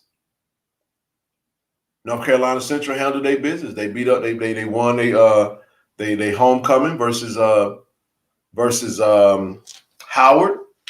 And South Carolina State lost to Delaware State in overtime by a field goal. They had the driver's seat because they won the head-to-head versus North Carolina Central, but now North Carolina Central only has one loss. South Carolina State got two. I don't think South Carolina State is gonna. I don't think North Carolina Central is gonna lose another game. So I think North Carolina Central is gonna be a shoe-in into the Celebration Bowl. Now the kid Davis Richard. Special. He's a special kid. You got to go beat him. He can beat you with his feet and with his arm.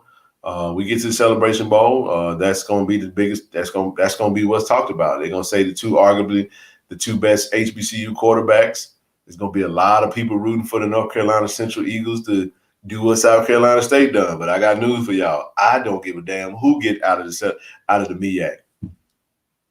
Ain't nobody beating us this year, man. I'm just trying to tell y'all, but one game at a time.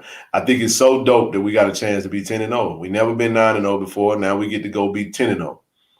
And then we get to be 11-0. Then we get to be 2. That's beautiful, man. That's beautiful. So what'd you say, Blue? Shedeur would be a second team FCS. Yeah, I can see that. I could definitely see that. I mean, the stats, he needed the stats. But I mean, it is what it is. The kids played very well this year. He's definitely increased his numbers. He's going to finish with more touchdowns, probably less interceptions, we hope, than he had last season. More yards, better percentage. So he definitely got better. And that's really all you can ask for out of your quarterback. You just want to see him get better each year in and year out. So yeah, man. And with that, it's time to invite some family on, man. I appreciate y'all for rocking with me for a whole hour and 30 minutes, man. Let me run my mouth on this thing. But nevertheless, we'll open this thing up for the next 30 before I shut this bad baby down. So we'll shut it down in 30 minutes. We'll open up the stream. If you want to come on, chop it up. Continue to submit those donations if you like. If you haven't had a chance to, hit that like button. We got 222. I don't care if it's $1, $5, $3. All this money is going to go to the women's basketball team. We're going to definitely get her everything she needs. As I stated, we're going to get them. We got a couple of air fryers already in transit. Getting that that's already paid for. We're going to get a stand-up freezer, some Gatorade, some water, and whatever the hell else you need. So just wanted to reiterate that while we're on the stream. So if you guys want to come on, feel free to come on. TJ, what's up, baby? What's going on, brother? TJ always come on the time. What's going on, Ken? There you go. What's good, brother? Oh, How yeah, you what's doing, going on? Oh, you got it, man. You got it, All bro. right, man. You How y'all here. about yourself? I'm good, man. What's on Ken, your mind? Ken, I got something to say, What you got, man? and I need you to do me a favor. I need you to shoot TC Taylor a text message. Okay. Hypothetically, you know what I'm saying. I ain't saying Yeah, do it yeah, for yeah, real, yeah. but yeah. But listen, tell him he has to utilize Quay. Listen, Ken, I know I done got on here before and talked about him, but I yesterday I went back and watched every game this season, and Mm-hmm. every time Quay done got in, Quay had a first down or better. Every time he's gotten in and touched the ball, Ken, I just feel like we can easily be a 50. We can either put up 50 points every game. Just Mm-hmm. I think Quay his diamond in the rough, and I think he just saving them. But I really want him to let him go out there and just shine. I was happy as hell to see Quay. I actually talked about him on our recap on Tiger Talk just then, and it was good to see him. 3 catches. I want to say 22 yards. I think, and one rush. So you can tell, man, he's fresh. You know what I'm saying? He's new, fresh energy, and I hope to see that trend. I was happy to see Rucker on the field. Some guys getting some chances that haven't played as much throughout the season with Dallas being out. But man, I agree with you, bro.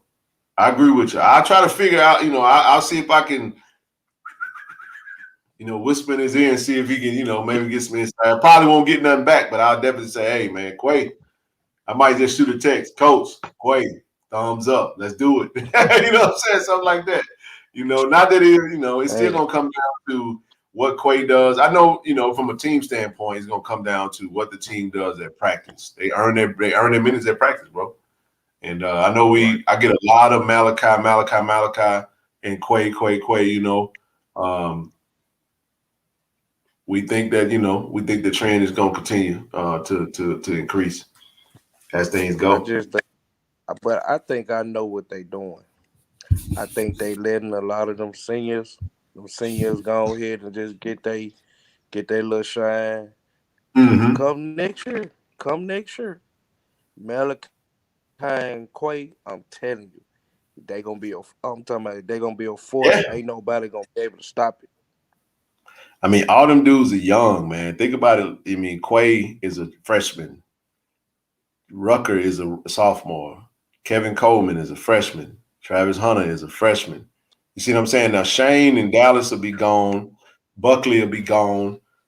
These are all seniors. DJ Stevens will be gone. But we got a lot of young talent, man. Jency Riley is a sophomore. So a major core of our wide receivers are young. We still got wide receivers we ain't even seen that red shirt. Jonas Fortillion, 6'5", another Shane Hooks. We bringing in CJ Lockhart, a 4-star. Bringing in Isaiah Kinder, a 4-star. You know what I'm saying? Like that youth movement is coming, bro. And I'm telling you, I like what you're saying, bro. I'm right there with you. I'm a big time fan. And see, Blue got Dallas at a 4th, 5th round grade. I think Shane made some money on Saturday, man. What you think? I think Shane Yes, made sir. some money, man. I think he showed up. He didn't put the ball on the ground. Seven catches, 72 yards, 2 touchdowns.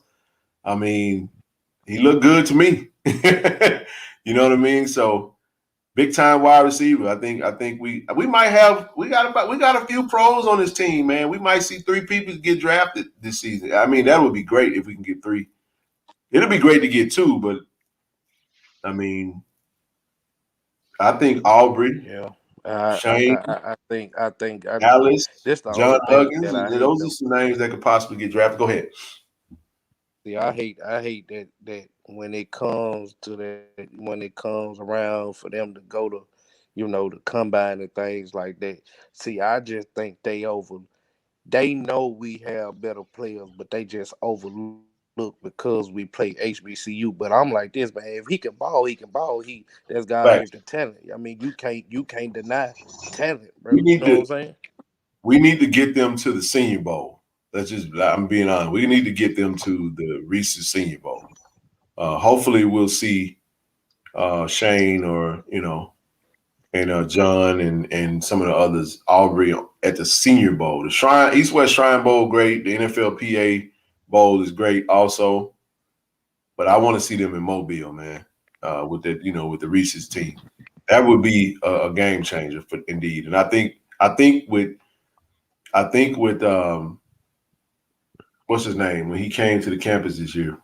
I'm looking at Nagy, Jim Nagy when he came. I think that meant a lot. They watching him. They on a watch list, so we'll see what they do. Shane and Dallas definitely might be, and Aubrey might definitely be all invited.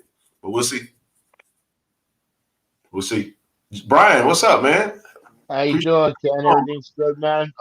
You know what? I just listened to you guys, and I just really appreciate you know what I mean, the knowledge that I'm learning from the HBCU atmosphere and stuff like that. But Wade Davis, man, he reminds me of Antoine Bolt. You know what I mean? Great comparison. I always say Debo saying Antoine Bolt is a really good comparison. It's watching that young man play, and he's fresh, like you said, he's fresh, and you can see that, and you can see the drive and the competition that it's ensued in these young men through the week in practice, and they finally get an opportunity on that field. It just resonates. I like to see him, to put him in the slot, because he can out run linebackers, and safeties don't want no part of him. He's great slot receiver. Yeah, you know what I mean? Jet sweeps and stuff like that they have been using them. And it was, like you said, it was nice seeing Rucker. I like to see what's his name, but we haven't seen him. Studwell. Studwell. Yeah, I think it's Studwell. They talk a lot about him. That even the receiver saying what Studstill. Yeah. The rapper. Yeah. They talk highly about him. So, like you said, there's a lot of talent coming in. There's a lot more commitments. I think a DB committed today. Well, did he commit? Tristan Sion. Is it Tristan Sion? Yeah. Lightly Jr. said, saying that he did. Like I said, until they sign the paper, I'm only 75% enthused, Yeah, signing day is important. You gotta, December is a big month. So think about it like this. That's why the Celebration Bowl is so important, because early signing day is middle of December. What is it? December 15th, 16th, something like that. Celebration Bowl will be that Saturday. Early signing period will be, I want to say, the Wednesday before that, if I'm not mistaken. And that's huge. I wonder if we're going to get some Christmas presents under the tree this year. I expect it to be December 14th, early signing day, and Celebration Bowl December 17th. So if Jackson State is there's going to be a lot of hype with that. Think about it. The team's going to be in Atlanta again. So early signing day, we probably would have a signing day event and then head out, or we might just be in transit and then just get there early. I'm not sure. I don't know. Maybe we go on Thursday and get there. I mean, I wouldn't mind a team getting there Thursday morning and do what they got to do, because I saw let me say this, and I'll let you jump back in, TJ and Brian. This year, we win a SWAC championship. That's going to be the shortest celebration you've ever seen. Yeah. You won't see us celebrate a long time. We're going to celebrate for a little while and a little minute, but I can guarantee you that the Jackson State energy and bravado that we took to Atlanta last year, it's going to be a business trip this time. We are not coming to Atlanta with that bull jump. We're not doing it. No. Not doing it, man. Because I didn't like. I'm only saying that because I can say this now. Tyler had me on this show. I came on this podcast when I was in Atlanta. But let me say this: I didn't like the energy we had. It was as if we was already won, and that's the difference between winning a championship and not having a championship game. MEAC don't have a championship game. They get to sit on ice and play for a championship. So the Celebration Bowl is technically their championship. For us, we win a SWAC championship. We pop bottles. We get T-shirts. We get hats. We celebrate. We do all that good stuff. man, we ain't doing that. We're gonna get our t-shirts, we're gonna take our pictures, we're gonna celebrate and get our trophies and all that, but then we're gonna put that damn trophy down and say we got to get ready for Atlanta. Because that's where we really got to go. You know what I'm saying? And yeah, man. Yeah. Last year was just like they won. The exuberance was on full display. First time, you know what I mean, that this group won. Guys are enjoying it. They went to Atlanta almost like it was a beauty pageant. You know what I mean? We just got to show up. We don't really, we're just going to show up and play, and we are who we are. We're going to the other team's going to fall down because we're Jackson State. But this year, they're going with a purpose, and when you play with a purpose, your objectives at the beginning of the year. It's not complete until you fulfill that purpose, and once they do that, then it'll be a great party. But until that, anything less than winning everything this year is a failure. Yeah, we can't. We got to dominate. So let me ask you this, TJ. Let me get your thoughts on this. Coach said so. I know we joked with Ken Rashad, and I wanted to wait until we got some folks on the stream because I really wanted to get y'all thoughts on this. And I see Coach, hey Mark, my brother Mark on him. Mark called me. So Mark texted me. Mark said, "Bro, have you heard the press conference?" And then I got distracted with Ken Rashad with all the, he sounded like Porky Pig, man. I had to take his words out, but Coach said something at the end. He was talking about, and listen, I know, I get it. He's asking about these pre-New Year's Six. They got the New Year's Six bowls, but he's talking about the pre-New Year's bowls. He's saying, why can't we play in one of those games instead of this 6-5? Now, granted, I know that this is like. You don't go against that. You know what I'm saying? Because for being FBS, if you get to 6 wins, you want to go to a bowl game. That's always been that way. It's always been like the rule or whatever. And I think there'd be a major uproar if they put an FCS team in there instead of, and they like, oh, y'all just doing this for Beyond. And I'm not talking about like HBCU haters. I'm just talking about like the FBS people will just probably lose their shit. I don't even think it's possible to do, but he did ask the question. And it led to the thing saying, you know what, this dude is an innovator, man. He's not thinking on the same wavelength that we're thinking, that this is what it is and it can't be anything else. He's challenging status quo and he's challenging things. And this is how things that don't exist come about. Somebody has to be bold enough to say, hey, what about this? Can we do that? And I know that the quick answer would be, well, hell, if you want to play in the bowl games, just go FBS. But I just like the question and I like the challenge. I like that he challenged it, and it maybe nothing comes of it, but who knows? If you one of those big time sponsors and you got a bowl game, I mean, shit, do you want to see Idaho play Western Kentucky? or do you want to pull in that HBCU element, get that fanfare, that pageantry, that big time base? We coming. If we can't, man, listen, if we played if they somehow made it, and I think it was a pipe dream. I don't think that it'll happen, but hell, man, you can make anything happen. You can do what you want to do. People are writing the rules as we go on a lot of stuff. So what's your thoughts on that, TJ? You think that we could, what do you think, man? Think it's just a waste of time, or you think Coach owned the sun? What's your thoughts?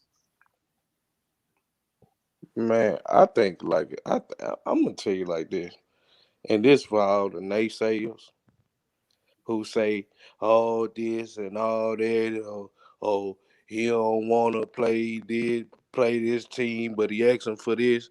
I'm like, man, listen, That's a good anything point. a person like that want to see his team, to see the growth within the SWAC, to allow us to show and broadcast what type of talent we have. Man, I think that's beautiful, man. It is, bro, to me. Yeah, I'd love to see it. I would love to see it because I know the type of obstacles we'd have to overcome to make it happen. But boy, just take your logical hat off for a minute and think like, wow. Now, granted, that's after the Celebration Bowl. That's not in place of the Celebration Bowl. That's saying if we go win the Celebration Bowl on December 17th, Hey man, is it possible that we could, have they already decided on who's going to be playing in what bowl? Maybe there's a time delay. I don't know.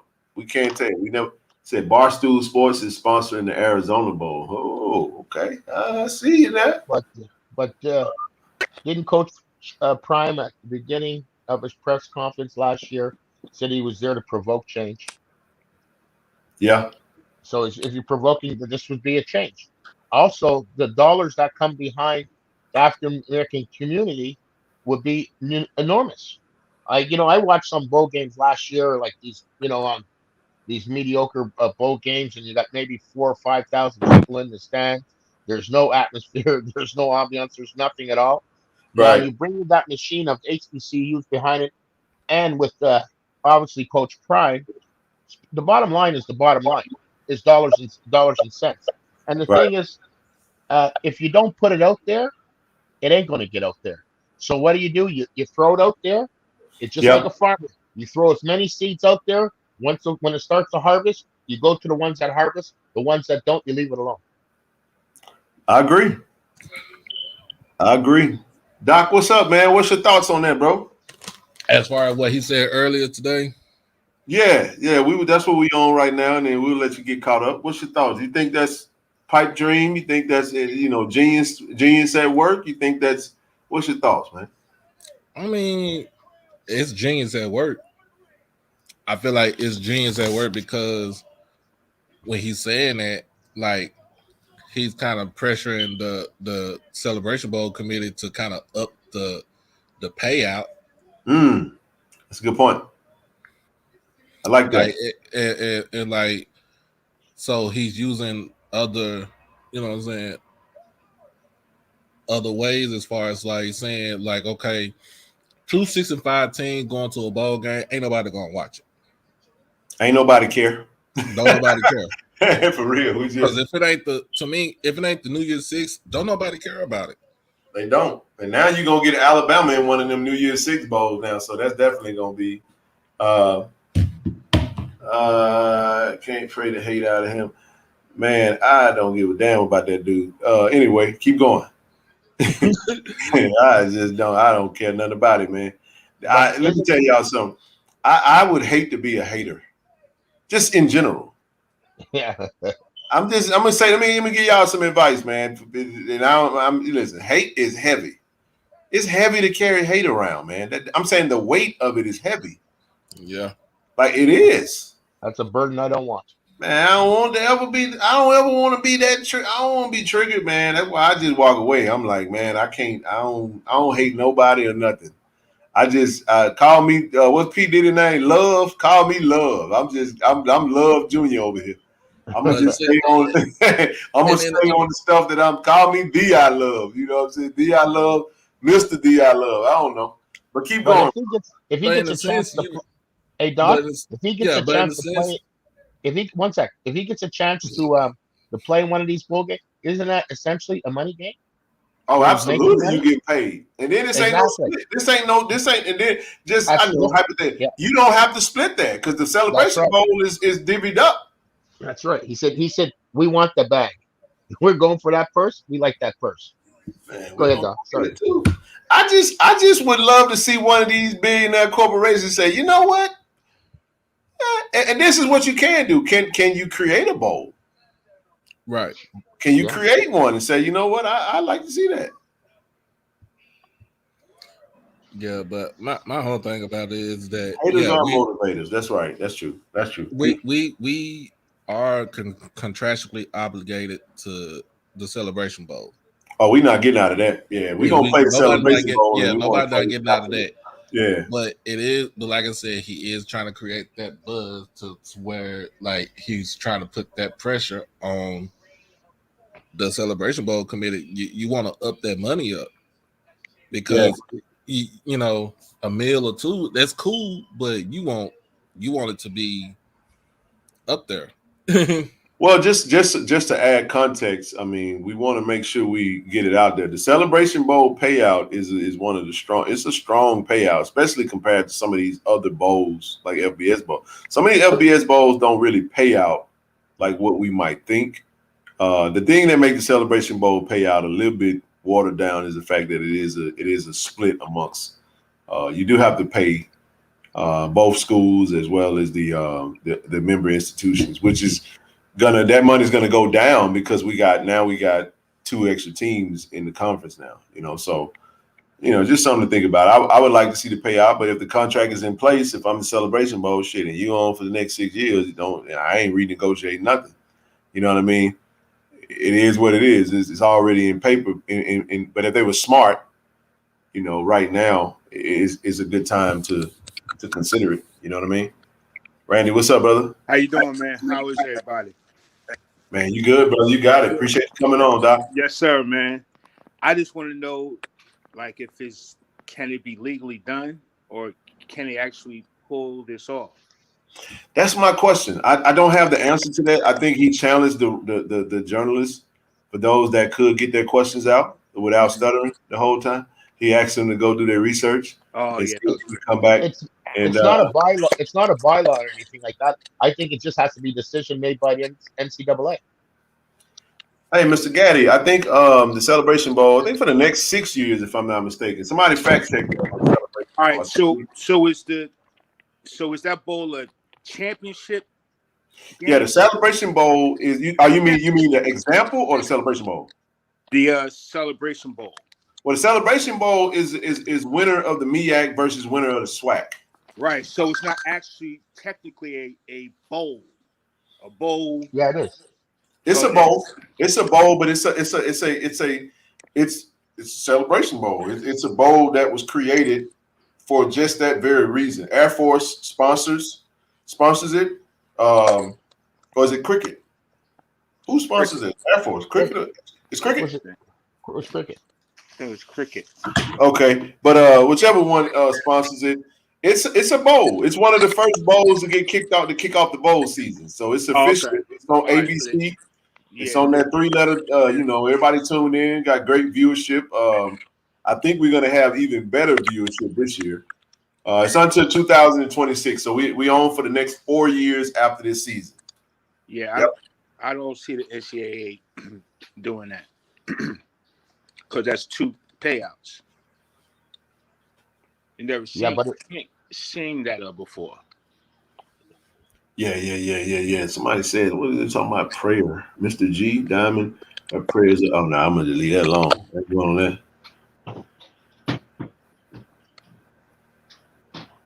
Like 2 payouts in one season. Yeah, I this is the thing about, I'm gonna address you down. So I'm gonna tell you this, and I'm gonna be straight up about why I chose to. I'm laughing with my mans because I've been consistently just telling them, like, bro, you let your hate. I'm speaking about the young man that was struggling on the press conference. He's just always have been very anti Coach Prime, and he's been very, and you don't have to be a fan of Coach Prime. I don't care about that. You can do it or not do it. But I just thought it was a good laugh or whatever. And it could be me next. I don't know. Whatever. Somebody might, I call it Charlie horse on the live stream. Somebody but here's the thing. I don't get into that other stuff because that other stuff will go left, like really go left. So I just I'll leave it at that. I when it comes to trolling and grabbing photos and putting all that old type stuff, that could go left. And I for me personally, I had to completely, I won't talk about it. I won't mention it. I don't want no part of that because I don't want anything to come of that and me be associated with any of that. And I just let y'all fill in the blanks on that. So I'll just leave that alone. That's why I walk away from it, and I won't deal with it. I ain't none of that. I ain't touching it. But I ain't friends with nobody, and that's all I got on that. So the best way to keep the peace is to not deal with it. I ain't gonna watch your stuff. I ain't gonna call your stuff out. I ain't gonna touch it. I'm invisible. I ain't got no heartbeat on it no more. I'm dead to it. It's cool. Do your thing. But I'm gonna move on. But anyway, let's get past that. They said they are 2 playoffs for FBS playoffs, so why can't they pay twice for celebration? I mean, they're gonna come down to who is yet. There is a lot of slander. Slander can lead to ass whoopings, y'all. I'm just telling y'all. I'm gonna just say that, and it can lead to other things. It can lead to real life ass whoopings, man. And I personally, I'm one of those few people who name and face have been put on that channel, and I've asked for it not to be. And when those things go when it doesn't go,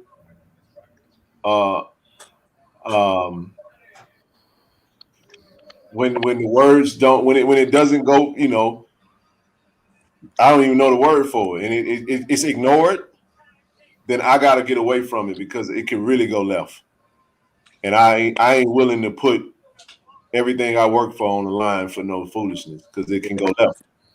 So I'll just leave it at that. It could be a baiting you too. Yeah, it's bait, but see, bait from where I come from, bro, can lead to really bad things, and I'll just leave it at that. I have to go away from that. I'm not touching it. Yeah. I'm 40, man. I done made it. I done made it, man. I done made it. I'm in the suburbs now. I don't be that long. I ain't going back to where I come from, man. I ain't doing it. So I know my limitations. Yeah. You know what I'm saying? I ain't letting nothing go. I'm gonna speak on it because it's in the chat. I'm not doing anything, but this is listen, this is what we do. Yeah. So that's the last I'm gonna speak on it. Y'all leave that alone. Hey, listen. Hey, I got a question, Ken. Last thing I say, y'all leave that man alone. Hey, I got a question. Do what he do, and we're going about our business. Go ahead. What'd you say? What do you think? The South Florida openings. Do you think about Willie? See what he gonna do? I heard his name come up, so I think they'd be foolish not to. When you got a good program, a good coach, why not go? Take a knock on the door. Will he get it? We don't know. I mean, South Florida was doing well with Willie Taggart, bro. And Willie Taggart left, and they went to shit. Like, they really went down. Like, he had that Gulf Coast offense. Willie Taggart took the job at Oregon. Mm-hmm. And for one season, and then Florida State gave him opportunity. He bailed on Oregon, and now he's at Florida Atlantic. I thought he was building something, but the payout is what it was. Then they picked up Charlie Strong from UT. He didn't do much with that because you can't go from Willie Taggart with Quinn. Was it Quinn Flowers? Yeah, Quinn Flowers. Yeah, it was their quarterback. That he was perfect for that offense, man, and he balled out. And then all of a sudden it went, you know what I'm saying? It went to nothing. It went to naught. So they tried to build it organically, and it just wasn't there. I think last time they was good prior to Willie Taggart was when they had what's the dude name? The quarterback with the different kind of name. It wasn't Musa. It was like he had a name like I forget his name. Huh? What school? Talking about last season? South Florida. No, this was prior to that when they had success prior to Willie Taggart. That's the only time I remember South Florida having. It's the kid that transferred to Ole Miss. Remember him? The quarterback. Ooh. The name, man. Big the name kid, right? is. Oh my goodness, man. Yeah, his name on the tip of my tongue. It's gonna come probably when I get off the stream, but. But here's a better question: will they hire Willie Simmons? I don't know. That is the question though. Will they hire Willie Simmons? Will they take a chance on a FCS HBCU head coach? If he wins out there, he'll have an opportunity. Well, I think I would rather take the HBCU off of it. He's just a good coach. But the FC, I take the FC put as being an FCS coach. I mean, look, listen, man. Can we be real about something, man? Man, I ain't never seen the NFL team do what they did today. They hired Jeff Saturday, bro, as an interim head coach. So here's my point. Hold on. I'm okay with that. I'm not the one that gripes. This is when I gripe. When you tell me you can't do what the hell you want to do. So for those that don't like Coach Prime saying, oh, man, we can't go play no ball. How come you can't? Because every day the rules get rewritten when they want to do it. Yeah. So if you can hire, I'm not anybody saying how does they hire? If you can hire Jeff Saturday from the ESPN booth, You got hired Willie Simmons to be. you can hire Willie Simmons and you can send Jackson State to a bowl game. You do the hell you want to do.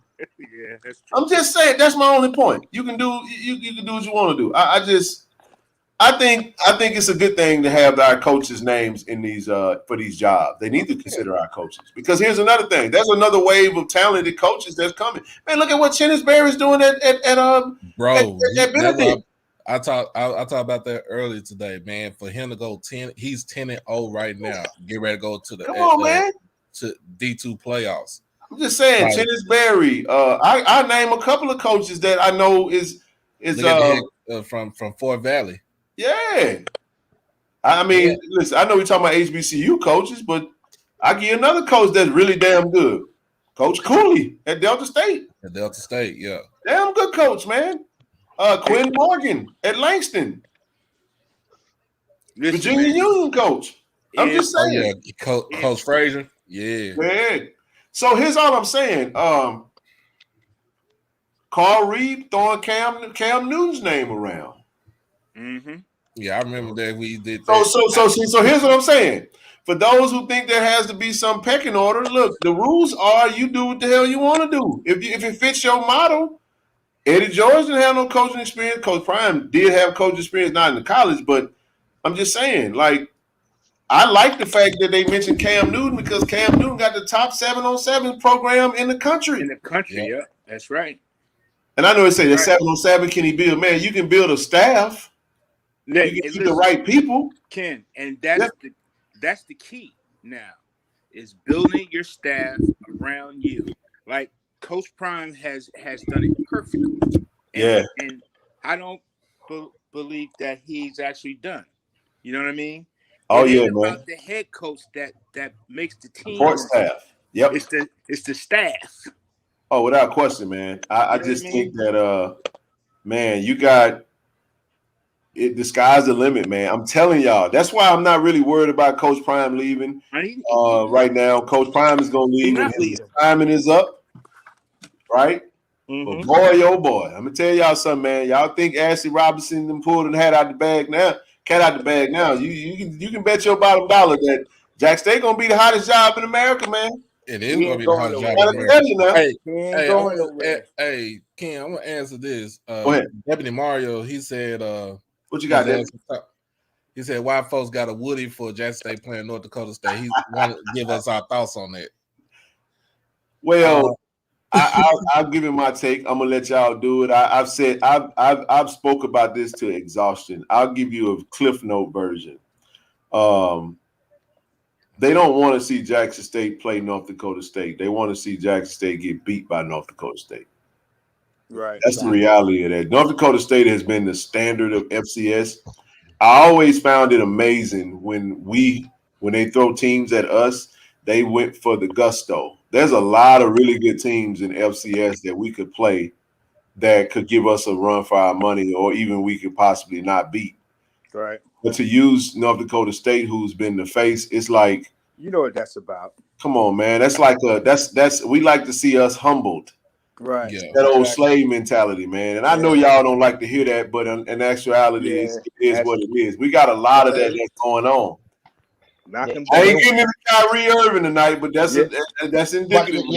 Can you beat me to the punch? That's what I was going to say. I'm just telling y'all, man, all this buck breaking and the $40 million slave. I just tell y'all, go read the book, man. It's an amazing book to read, man. Hey, go ahead, give me your thoughts on it, dog. We're gonna keep it about the question. I ain't gonna bitch off the deep. So the thing is, we ain't checking for them, and they ain't checking for us. That's all it is. And if they do play us, they better bring their ass to Jackson, and we'll go to them second. And then before we return the favor, we gonna figure out a way to not go to Fargo. Yeah. Be like, all right, man. But then again, we might go. I'll go to Fargo if we're gonna play second. But you got to come to the vet first, though. Yep. That's what I said. Like y'all, you know what I'm saying? You in your wheelhouse, we in our wheelhouse. I don't think North Dakota State gonna win the FCS playoff this year. You got to watch out for Sac State, man. South Dakota State is nice. Yeah, Sac State beat Weber State Saturday, and I think that's right. Is that correct? Did they Yeah, beat they beat them by 3. Yeah, it's a tight game, man. It's some parity, man, in the league. I think, nobody stays. Uh-oh. Nobody stays there forever. That went off last week like this. Yeah. All right. Now you ready? Yeah. Oh Yeah. my goodness. I just think Sorry about that. North Dakota State wants to And catch he's back. Jackson State. Yeah, I was wiping off my my little whatchamacallit, and I exited out by mistake. Go ahead. No, I was just saying that I believe North Dakota State just wants to catch Jackson State early because they understand for sure. what's coming down the pipe. They're not going to be able to mess up with them soon. But just look at this. Listen to this though. North Carolina A&T went up to Fargo, played them the 3rd game of the season, and look what they're doing right now. They are leading the Big South. Hey man, I'm laughing because Vale, you're right. I am OCD. I don't know how I do this shit all the time because I'm sitting here y'all can't see what I'm looking at, but I always have to like clean and stuff up. But go ahead, man. I'm crazy. I know. Keep going, bro. I ain't mean to say but no, just think about it though.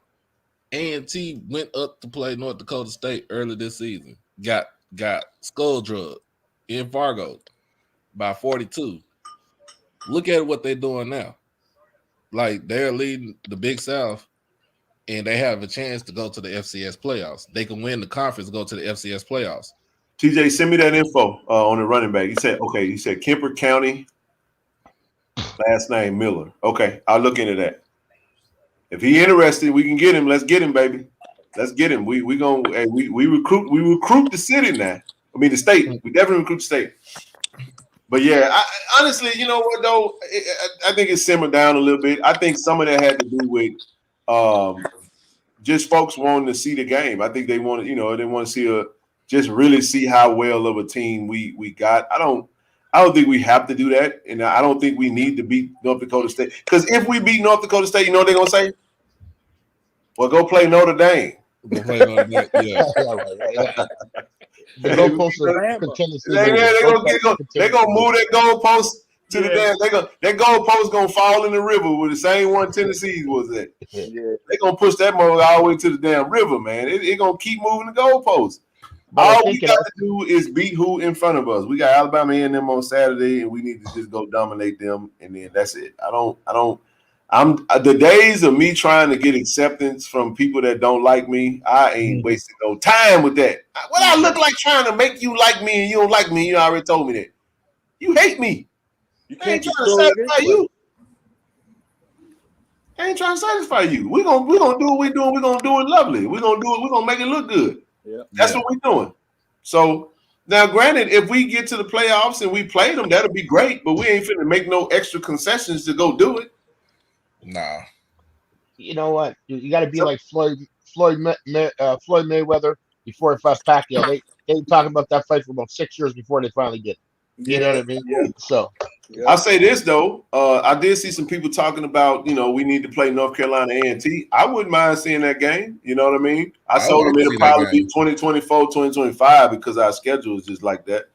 But I mean, they really resurrected their season. They turned it around. They started off, it was shaky. And now they beat Campbell, they about to win the Big South. The chatter's gonna come back. They're gonna say, well, yeah, man, y'all, we won the Big South though. That's impressive to win the Big South and go and play in the playoffs, and that's a good look for them. Before you go to the next conference that you're going to. I know they go to the CAA, but hey, we'll see. Mm-hmm. You can only play who's on your schedule and win what's in front of you. So if they win the Big South, I know Blue had he talked about that before the season, was saying that they should have won it. It was going to be definitely a black eye on their program if they didn't win the Big South because it was definitely winnable. Yeah. I didn't follow them enough to know what kind of teams was in that conference, but them teams are dumpster truck juice, half of them. Yeah. Yeah, the one that's even closest to them is Gardner Webb, and they at 4 and 5 right now. Dumpster truck juice. Yeah, that's why I said they can win the last 2 games. They got Charleston Southern. Dumpster truck juice. Yeah, who's at 2 and 7, so they could beat them, and then like I said, Gardner Webb. But they're 3-0 in the Gardner conference. Webb stays undefeated in the conference, then that's your de facto conference championship right there. Yeah. Hey man, listen. What is that saying though? You know what I mean? It just said that to me, it's saying as far as with A&T go, like people wrote them off too early to figure out what the hell they were gonna do in in conference play, and then also the fact that you had Campbell that's still in the We took all the Campbell shine. They took all the Campbell shine after they beat them. We popped their balloon and they ain't recovered since, man. Yeah. Y'all don't want to play Jack State like y'all think y'all do. We beat the hell out of y'all and steal all the shine and then make you take all your fans taking pictures and getting autographs of our coaching players, and then you don't go win no more games, and now you done been swacked. Oh, I ain't heard that word so dang on long, bro. You done been swacked, man. We so swag, like Zoe said, we need to bring them swag buster hats back. We need them helmets. We need to get a helmet that just say swag on the side of it. That's what we need to do. And Shador Sanders still ain't lost a swag game in his career. So just saying, man, we're gonna keep it going. Daddy ball, all that daddy ball. 14-0 in the swag now? Oh, yeah. Yeah. Wow. What's the record? I don't even know. Overall, Shador is freaking 20-2. No, I mean in the SWAC, he's undefeated. He never lost a game. 14-0. But so 14-0 is that your record? Is it 14-0? 14-0. We won 8. We won the SWAC 8 games, and we already got 6 games. Who did we play non-conference last year? ULM, Tennessee State, and South Carolina. Tennessee State, and who else we played? SC State. That's it. No, we played Delta State last. Delta State. Okay, so yeah. So we only played. So actually, it was 9. He won 9 games because he won the SWAC championship. So he's 15-0. 15-0. Then, if you think about it, then.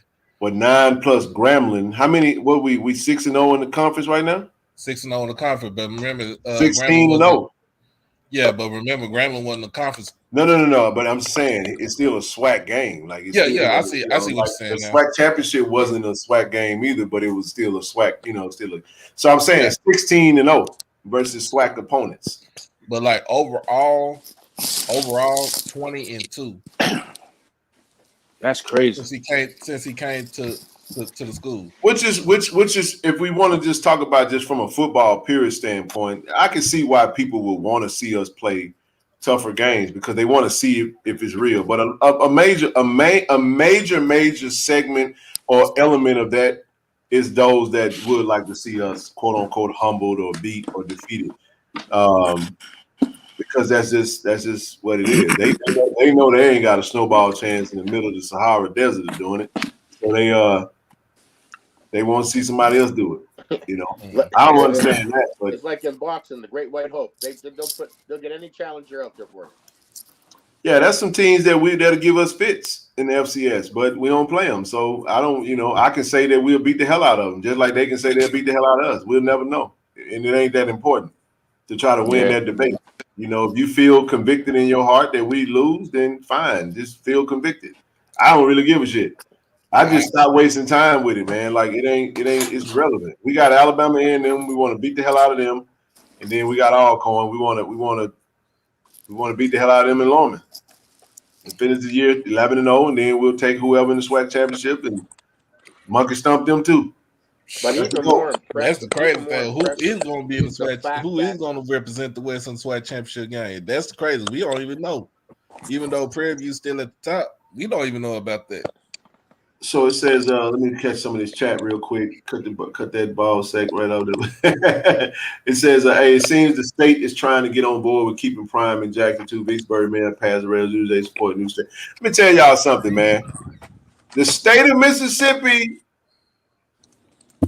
Ooh, we don't want to get on that. Listen, if you were smart, you get on board. Deion Sanders is a cash cow. Yep. Keep him in Jackson, Mississippi, and y'all all eat.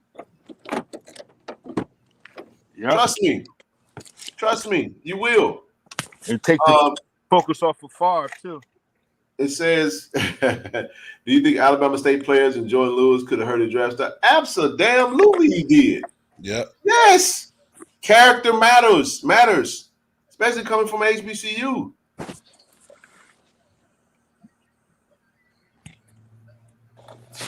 You said he won't put a dent in the draft stock? Nah, that's a good point. If he can play, he's already undersized though. Yeah, that's the one dent in his draft stock, but then the other dent in his draft stock is he stays hurt. Like he's very injury prone, man. He is not durable. He didn't finish, he didn't play the whole game against us. He had to go to the locker room, walk right past us, and it just wasn't, So even with the word, like, with Isaiah Land and Jordan Lewis, to me, are two, what I'm saying? They're pretty much similar as far as the style of play that they have are, because both of them are they both injury prone? They both injury prone, but Isaiah Land, like last season, like they compare it though. Land can play stand up, or he can put his hands on the ground. Jordan Lewis can play stand up, put his hands on the ground. What's his measurables, Ken? Who? Land. He like 6'3", 215, 220. He's 6'4". 6'4". 6'4", 240. Man, he might be 235, honestly. All right. He's a definite tweener. He might move to a safety, or like strong safety, something like that. Stand up linebacker. You know how to play. Actually, he can play defensive end. He's just gonna have to bulk up. Yeah. Problem is he's undersized, man. He don't have to. He like the time. You know what I mean? I mean, you say bulk up to about 250 by March. Ain't gonna happen. You're right. He's gonna have to. He's gonna have to probably be on the practice squad, bulk up, and then probably hit it. Man, he definitely need to bulk up. Like, I don't know if he can, hold that kind of weight. And if it does, what does it do for his production? You know what I mean? Like, that's a real thing. I don't know. Yeah, you're right, Mr. Gaddy. Like, them cameras, man, get you in trouble. You got to be more careful, man, with that. But think about them cameras, though. Y'all not find it weird? Like, I'm going to just segue real quick. Like, recipes take off, man. But it's the amount of people that hack their cameras out before everything happened. It's just a type of sign of the generation that we're in. I don't know. I would ever thought to like take a camera out and just be secretly recording and it lead to a possible homicide. You know what I mean? Like that's crazy. Evidence. Yeah, evidence like a mug, man. So he says, dude suspended him apparently for the FAMU game and didn't say anything. And I'm willing to bet he didn't have him apologize to Coach Prime either. I agree with that, because I figured when he didn't play, he was suspended because he didn't make the trip to FAMU. But again, I feel like there's some smoke between Dooley and Prime. Like he never want to give Prime credit, but that's a Southern way. Southern ain't trying to do nothing. Me and Mark was talking about that today. Them folk down in Baton Rouge ain't trying to do nothing like what Jackson. They don't want that. They not doing that. They don't want to be compared. They don't want to be compared to us, bro. That's fine. I just want to continue to kick their ass every year. But I want to beat the hell out of them. But yeah, with Jordan Lewis, man, Jordan Lewis though, he will be more of a strong safety type dude because of the fact that he's not that big. But like to me, like when you like on that spring season, like when he got those 10 sacks, like you look at the tapes, if you look at the film of the sacks that he got, some of the sacks he didn't get, the offensive tackle did not even touch that man. Yeah, so he's quick. Free. All right, he's quick. But everybody's quick in the NFL. Yeah, he hell is and got that size and strong and everything. They'll knock your drawstring loose. Yeah, but what I'm saying, he's quick, but like it was certain plays where like he like if he got engaged with an offensive tackle, It was over. Over with. He's Yeah. lunch meat. Yeah. So they had to scheme it to where he does not get touched by the tackle. Like, and then too, they didn't, Southern don't run. They didn't run stunts or anything like that. I got it. Y'all remember? I mean, change subject real quick. Go ahead. I want to go back to this bowl game thing that Coach Prime was talking about, right? Uh-huh. So how about this? Y'all remember when there wasn't enough teams that were 6-win teams, so they had to let some of them 5-win teams play in them bowls. Y'all remember that? I remember that. It up. So here's a proposition. How about we take one of them 5-win FBS schools and play in the bowl? Yeah. Because I like what, like somebody said, there's a big difference. Diamond says the big difference in playing money games during the regular season and playing bowl games at the end of the season. Money games can kill injury. But this is the next comment. JSU Tigers 85. I think we should focus on playing regional group of 5 opponents. Troy, Louisiana, UAB, Memphis, Tulane, etc. In out-of-conference games. These games are 6 hours away. And I get what they're saying, but this is what I'm thinking about. That's all Sunbelt teams for the most part. I think a lot of those Sunbelt. I don't know about that Tulane because Tulane is actually good this season. So Tulane would be in an actual better bowl. Like they'll be in a good bowl game. So the point I'm making is that if he talked about some of his sponsors and people they want to sponsor a game, maybe you can grab a game. I'm pretty sure a 5-win team would love to play one more game because they would have loved it. You know what I'm saying? Yeah. For sure. You can do it. All you're really doing is saying, hey, we're going to sponsor a game. I don't know. But boy, oh boy, if there was ever a person to pull this shit off, it's definitely Coach Prime and his influence. I don't know. But boy, oh boy. How the hell am I echoing like that? I don't know. Somebody got up.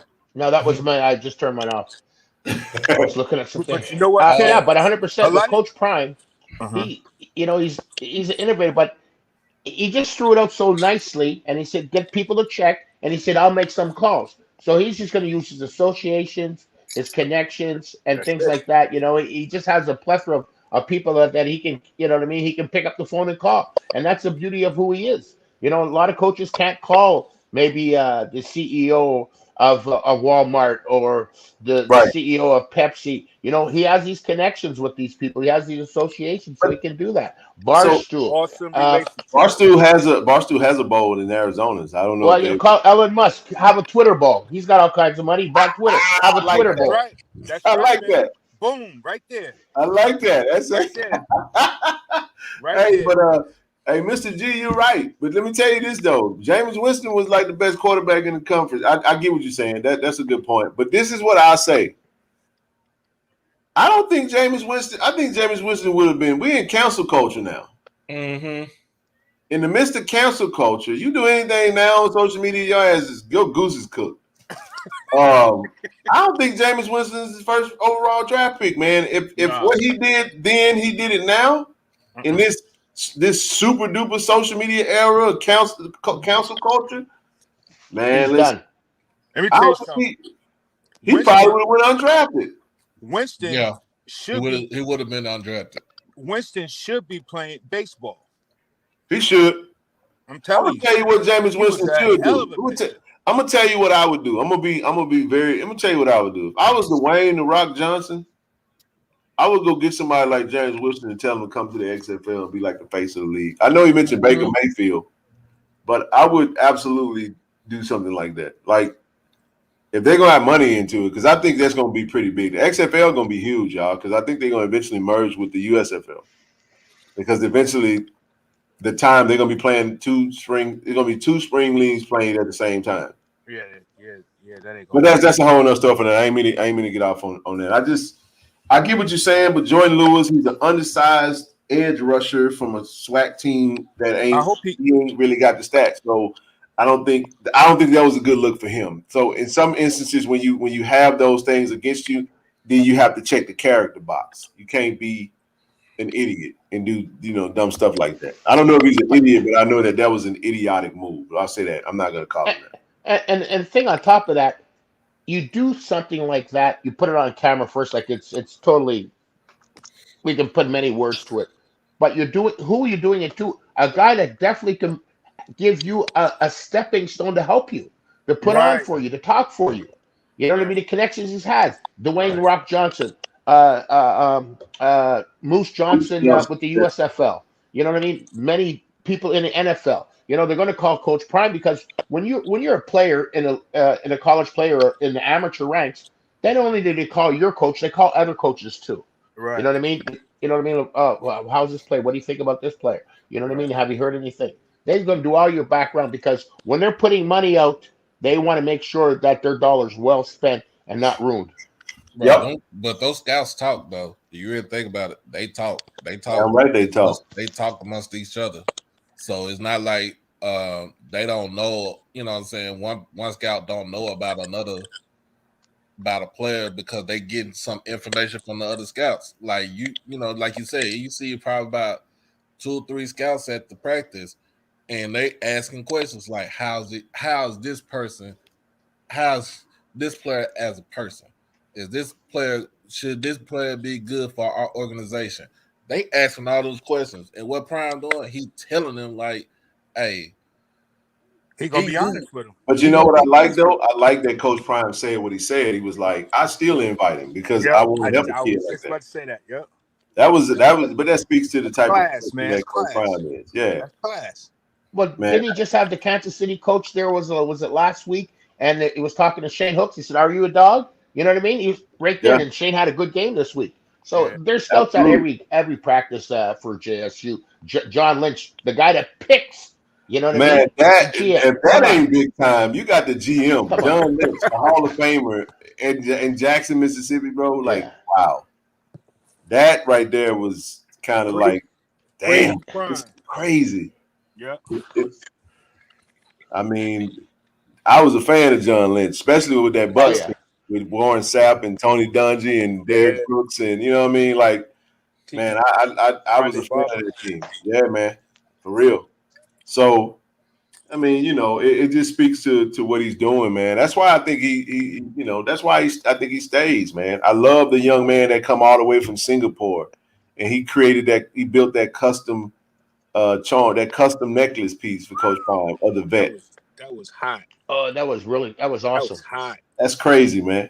That's crazy. But the young man's smart too. One of the things that he asked when he gave Coach Prime, he says, "Maybe I can do your championship rings." Guy's smart. Does he's marketing. I love that. Network. I like that. Yeah. Well, I mean, too, it tells you if you don't believe that this thing has impact. This man, 4 years in Asia, Singapore, building custom jewelry pieces, and he flew all the way from Singapore to come to Jackson, Mississippi, to sit down with Coach Prime, just to give him something that he didn't have to pay for, because he's from Tupelo and got ties to Mississippi. That's what I'm talking about, man. Impact. It matters. Yeah. Impact, man. You know. So, yeah, man. It's one of those things. I mean, I can't really say it, but I'm telling you right now, you got people that was at the game on Saturday who got kids that are big time players at other programs that talk to Coach Prime, want their kid in Jackson. Oh, you talking about them? I already know what you're talking about. I already know what you're saying. I already know what you're talking about. Yeah. I know what you're talking about. They up the road. That's what I'm saying. Kyle, we trying to get all of them. Hey, any of them players at Texas A&M that needs come to the SWAC, preferably Jackson State, but come to the SWAC. We got a lot of players. That NIL money ain't. Look at what's happening with Alabama, and they being criticized. They saying these players ain't hungry because they done went and got paid all this money, and now they ain't got that fire now. We don't know if that's the case, but whatever. A&M too.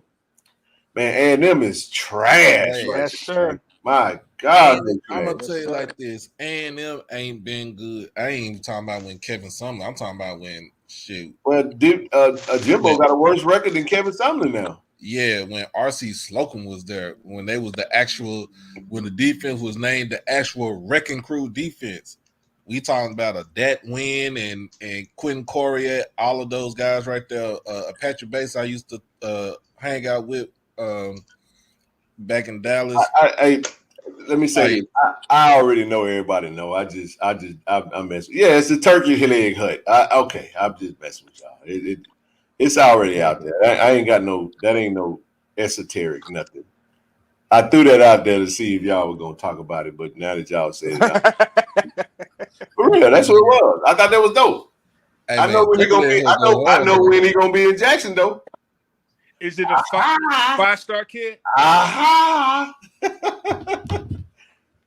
Nah, I know like when that. he's gonna be in Jackson. Hey, I like what Best to Do It said. He said Aubrey would make a nice Dallas Cowboy. Yes, he would, because that's his favorite team. He already said he want to play for the Cowboys. All you got to do is just speaking into fruition. That's it. Hey man, this is big time, man. Listen, we reloading, y'all. I'm telling y'all, we reloading. We ready to go to San Marcos and take over and beat Texas State. And that's why I keep telling you folks, we ain't got to play no damn North Dakota State. If we beat Texas State, a Sun Belt team who's actually having a pretty good season this year. Yep. What that say? But North Dakota State I mean, they're a real disciplined team, but they don't have a lot of athletes, bro. I'm telling you. Not this season, they don't. They don't have a lot of athletes. And a team that has athletes, like a team like if Jackson State gets one more good lineman recruiting class. Yeah, we definitely need. I think you see that this offseason. You're gonna see another wave of big time O-line talent coming in to bolster this O-line, and we'll lose a few. You won't have no problems with those teams at all. Yep. Absolutely. You can go look at the kids. Huh? Look at the kids that have been in this that are not even playing, that are getting experience, like the big kid from Germany. You know what I mean? He's getting more experience in practice. He's getting better because he hasn't had a lot of football experience. You know, they got a lot of kids that are Tony Gray's not even is a backup, you know? Yeah. I ain't saw the field all year. Yeah. I mean, maybe one time in garbage minutes, but nevertheless, you know, Triple Threat Sports said talking about Kiffin need prime out of Mississippi. We talking about the same Lane Kiffin that got fired on the damn tarmac. Antoine, USC. Antoine would say, you got me saying dumpster truck juice. You know what I'm saying, man? If you want like the worst version of the like trash, like everybody, like my trash ran today. But you know what I'm talking about. After they grab your shit and then they dump it in there. Yeah. Then when they get ready to, they smash it down and all the little juice be dripping from the truck. Yeah. That's the word. That's dumpster truck juice. That's like that's bad. Yeah. Bro, we used to say that when I was on the yard there, man. Yeah, like man. Somebody, hey, we playing, especially like playing dominoes or something like that. We about to swag somebody, bro. I was like, bro, I ain't heard that word since I was in school, man. Yeah. What's good, Ken? I was late as hell. What's up, Vaughn? What's going on with you, baby? Hey, man, you just gonna have to go back and watch the stream. For those so we still got about a 194 on the stream. We'll stay on for a few more minutes. I kept up this comment from Diamond. Dr. Coach Tamika Reed, when she came on Tiger Talk, she told us, some things that she need. We're gonna make sure we got what she need. I said we don't want her buying nothing from her salary. Her salary ain't for that. That we're gonna take care of all that. So she got a few things, gave us a list, working on that. You guys have been amazing today, man. Donating, tallying up all the bread. Like I said, we're gonna go get her a stand-up freezer for that because we upgraded the facilities in the AAC. The lounge area looks amazing, and got some more things coming down the pipe. But a couple of air fryers we're getting for stand-up freezers, some pallets of Gatorade, a pallet Gatorade, pallet water, stuff like that, and whatever else you need. So appreciate everybody for donating. If you want to donate, I got it scrolling across the ticker. You can send it directly to me through Cash App. This ain't no damn ploy to try to get your bread. If you do want to donate to the channel, I appreciate it. But you see Cash App, Ken Clark 1400. If you need to use the Venmo, Superman -512, and then you can PayPal at PayPal.me/Ken Clark 1400. And like I said, once we get it all in there, and we get it delivered, and we get it in place, take a nice little picture. Might even get our beautiful head women's basketball coach stand right next to it. May even get her to say a little video, a little something, come play it for y'all, man. So definitely Definitely appreciate that, man. I'm just happy to help stand in the gaps because that's what it's all about. That's awesome, man. Hey, y'all make sure y'all watch. We try to tune into that game on Wednesday too. They play. Hey, North Carolina ranked number 12, but we might go in there and upset them jokers, man. Y'all know we got a squad, man. It ain't gonna be easy. I seen that young lady. I seen that young lady dunk, man. I had to watch about 3-4 times. I said, man, that's awesome. She that good, Ken? Oh yeah. Oh, she a dog. Well, we got a good team, man. We got a really good team. Deputy Mario. Shout out to the Vegas Raiders. I'm a Raiders fan. I didn't know they was there. I was at the Southern game. He said he was talking to the GM Kelly. Oh shit, the GM, the pretty lady. Wait a minute, she was at the game, bro. Man, I would have took a picture with her. I think that's what we talking about, GM Kelly. It was a pleasure speaking to you. Oh, you said with him. Oh, no, hell with him. Okay. Never mind, man. I missed the him part. I never seen somebody do a 180 that quick in my life, Ken, man. You went boom. I mean, you know what I'm saying? I still would probably got a picture with him, but yeah. No, they I think the what was it? President man, or whatever, VP. Your voice changed and everything, brother. I know, right? Yeah, man. But no, like we hired a female man in the office for the Raiders, man, and she's very attractive, prime daughter. Well, they're gonna need a coach. They're gonna need a coach. And Daniel's got to be gone. He's terrible.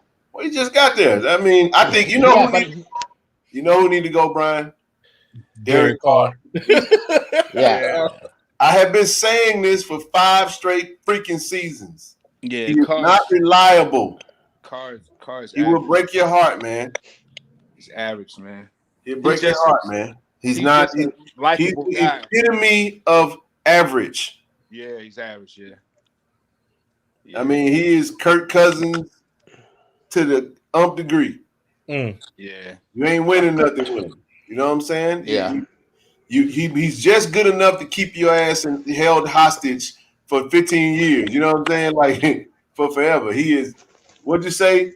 Dumpster truck juice. I ain't gonna say dumpster truck juice. I mean, I like the truck. He mid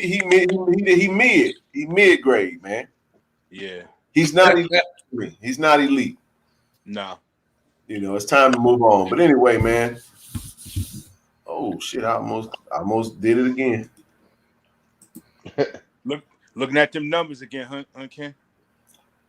Yeah, I was. Every time I wipe off my little whatchamacallit, man.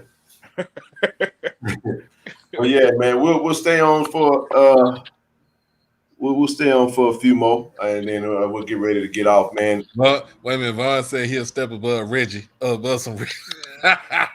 Step above Reggie, man. Yeah, you get. I mean, you'll get a buzz. That's about it. He ain't. I don't know, man. Yeah, he's made so much money that I don't think he's as interested anymore. He's not hungry no more. Yeah, it's time to move on, man. It's time to move on and just start over, bro. Yeah, and I wouldn't keep him. Not after this year. Not after this year, man. I'll take Aaron Rodgers over him, and Aaron Rodgers having a bad year. I don't know, his man. standards. He might have. I don't know. He looked bad too. Well, Aaron Rodgers' problem is they done depleted all his weapons around him. They're not a good team, man. That team is trash, bro. But that's Aaron Rodgers' fault too, because Aaron Rodgers the last couple of years, you know what I mean. Devontae Adams would have probably stayed, but he didn't know he was going to retire, be the host of Jeopardy, and you know what I mean. Go to the he didn't know what he wanted to do. Yeah, it ain't no yeah. Man, listen, I'll say this, and I'm gonna go ahead and bow out on this one, man. I don't even really pay attention to it like that. I'm so locked in on Jackson State. Yeah. It just goes to show that, and it's not even so much as that. It's just that this is where my interest is. I'm so intrigued by what we're doing. I'm loving what we got going on. That everything is like a drop off. You feel what I'm saying? Yeah. like that excitement. Just I watch it, but I don't have that same. Because for the last 7-8 years, we were sorry. So you look for other outlets. I ain't watched the Lakers game all year. They disappointing. And you won't watch this year because they lost again tonight. Who they lose? Oh, they lost to Utah again. Yeah. Man, I'm gonna tell you what the Lakers ought to do. The Lakers ought to just tank and try to get Victor Wembanyama. They can't. They don't have any first-round picks. They can't. Nope. Oh, they ain't got no picks. Well, Nope. They traded everything, bro. They need to go. I'm gonna tell y'all, man. I say this and I'll be done. I said this a long time ago. I would have traded Anthony Davis. I would have tried to go get Dame before all that was going. I would have traded Anthony Davis when he still had high value. But Bron done hit that. He done hit that wall, man. I don't care. I love Bron, been a fan, but year 20 is different than year 19. I think his window is closing extremely fast. Father Time is undefeated, man. I'm gonna tell you something, look, Ken, real quick. Yep. The Lakers' only problem is they need 2 sharp shooters. Yeah. That's it. Well, they need to make a trade instead of trying to be stubborn and then you're gonna be down 3-17. Yeah, but they had shooters, but LeBron wanted Westbrook. That was the, you know what I mean? LeBron wanted Anthony Davis. LeBron, you know what I mean? LeBron essentially was the GM, and LeBron is a great player, but he's a terrible GM. Yeah, I mean, that's why the GM need to be the GM. I don't think that was a bad move for that was a bad move for the Westbrook. I think ego plays a part in that. You know, these dudes are superstar talent. They feel like they can play with anybody, and then you go get a Westbrook, like, well, okay, maybe I can come out the ball, but they're the same type player. They have to have the ball in their hand, and it was just a bad move. And all of them pieces, I think the thing that hurt them the most was not keeping Caruso. That you need those youthful young players coming up. Yeah. But anyway, the hell with the Lakers, man. I only brought them up to just highlight the fact that I'm loving Jackson State and our success at this point so much to where I don't even pay attention to anything else at this point. Yeah. But man, listen, I appreciate everybody, man, for their support, and I appreciate you guys for coming on. I appreciate everybody for the donations. If you just so happen to watch this stream, and like I said, it's not live, you're definitely still able to donate. And like I said, all of that will go to the women's basketball program as well as the men's, because whatever we get from a tangible standpoint, they'll be able to use that as well. So we're doing this for Coach Tamika Reed because she asked, and we said we offered, and she followed up with me yesterday, and I want to be good, be good on my word. We want Tristan Sion. That's right. Be more sharp. Samad, what's up, brother? Brandon Gallegos. Ken, I think I'm the only person of value. Is LeBron? Would you trade LeBron? Hell no. You can't trade LeBron. Yeah, I would. No, you can't. No. You can't. You know why you don't trade him? Because he's in his last year of his deal. Mm-hmm. He just signed. For 2 years. But then again, you don't trade for Bron. No, you don't, because you're not gonna get back what you're gonna lose. Bron, at the end of the day, Bron is still star power. He's still gonna sell you tickets. Oh yeah. But he has the most value for a trade piece, though. Yeah. What is his sports agency's name? That Clutch. It's 7 Lakers that's on Clutch Sports. 7. Well, the thing that the Lakers have to be careful with right now and is like they play to win from a business standpoint. You can't beat them. Ain't no beating them. Do they win or do they lose? In the end, they win because they getting bread, man. So I'm not trading Bron, bro. I have to say, I say this right here. My boy Luka put on another 30-point night tonight against them. I wouldn't know, because I don't watch them people. I just don't. I'm a basketball guy, but all I'm trying to say is that when we are great and when we the draw, man, it's so like this phenomenon at Jackson State is so great, man. It just kills my sports appetite for anything else. Yeah. And maybe that's a bad thing, but I don't think so. I'm gonna enjoy this thing while we still can. So enjoy this wave. But no, man, it's cool. I'm looking forward to Saturday. You know, that game's gonna be on ESPN Plus, I think. Yeah, Is it it's a day game? 4 Or a night p.m. game? 4 o'clock. p.m.? 4 4 o'clock p.m. kickoff. I had a coach was humble too today. Good You know, Lord. because he got some straightening coming. Oh my God, that About to was give funny. him another pink scooter again. He ain't talk about no 4 stars. He got 5 stars. He ain't talk about none So of that. I mean, you went and got 37 players out the portal, and 35 of them was a dud. I was like, this guy, he don't want no more scooters, huh? Yeah, but You about to get another one. You about to get he's another talking. one. He's talking so mild and mannered, like he's trying to put you to sleep. You know, He's like, Well, he's working those boys. he ain't really got nothing to fight with this year, man. No. That team is that team ain't That was so very well, funny. ain't really good. I mean, this is the bad part about that, y'all. Keep in mind, these coaches that elected to go hunt from the transfer portal, and you didn't build out no high school recruiting class, you screwed, man. Yeah. Because you don't have a foundation now. Yep. You got 6 high schoolers that you done signed, and you got all these seniors. Juice Jenkins entered the portal. He in the portal now? Yeah, he Who's that? Who's that? Brian Jenkins Jr. He was like their best little slot receiver. He had 1 year left. He entered the portal. Yeah, OJ Hilaire went to the portal too. He went to Bowling Green. My whole thing about Alabama A&M was the simple fact that the man playing a 2 quarterback system and don't know which one he gonna use. That ain't no 2 quarterback system. That's 2. None. That's I ain't got no signal caller. I'm just trying to make something work. But go ahead.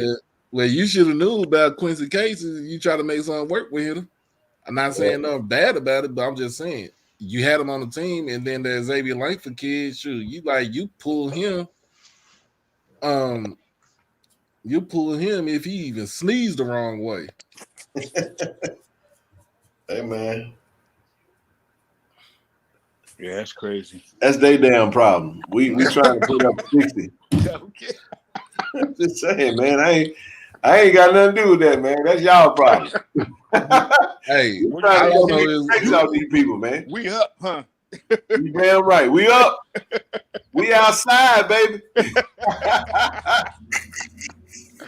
I ain't got nothing to do with you and your problems at your institution in your organization. It's not my concern. Nothing. We trying to come and bust the clock. We want to make sure every light work at Lad Peoples, man. We trying to make sure every light on the scoreboard work for real. You think they put up 60 on them? Probably so. We put up 60. We put up 50, at least 50. But listen to this though. I got an even funnier stat for y'all. We put up anything close to 40, that'll be 100 points in 2 years versus the same team. I'm just saying. That's crazy. You know what it's like for Coach Maynard this week? Huh? You know what it's like for Coach Maynard this week? It's like you're in school and the kid says, you know what, at 3 o'clock I'm gonna beat your ass. You don't want the bell to ring. Right, you know what's funny? You know what's funny, Brian? I actually went through that shit. I did, man. I lived that. I lived that real life. I don't remember the kid's name. I still remember like it was yesterday. I'm dead serious. I was at Point. For those that's from Jackson, I was going to Poindexter Elementary. I was going on the west side. Okay.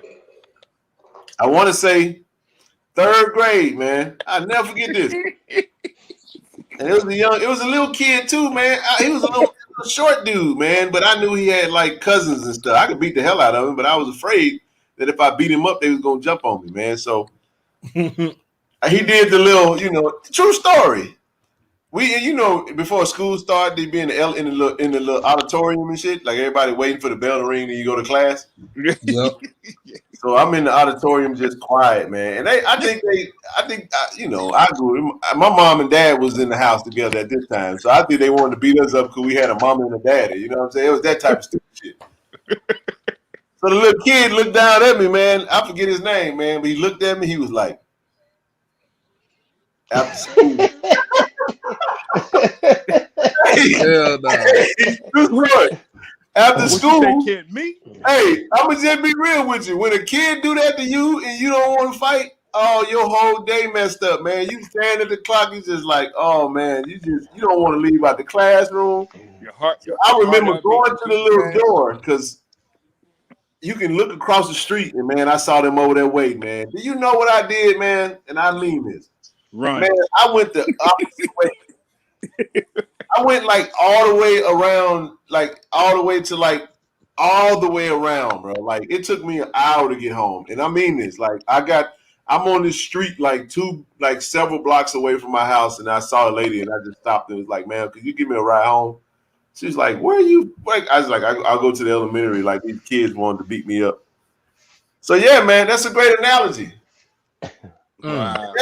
That's why you know I got right with them hands as I got on because when I got older I ain't want to take no more L. I didn't fight the kid, but it was torment, bro.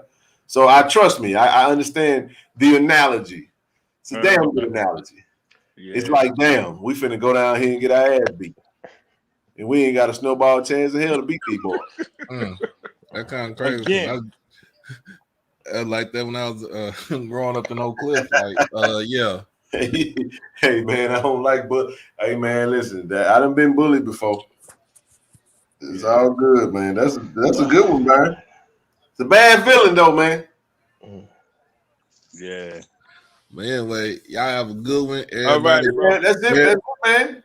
Ken, I was a troublemaker because we would have had to go ahead and fight then.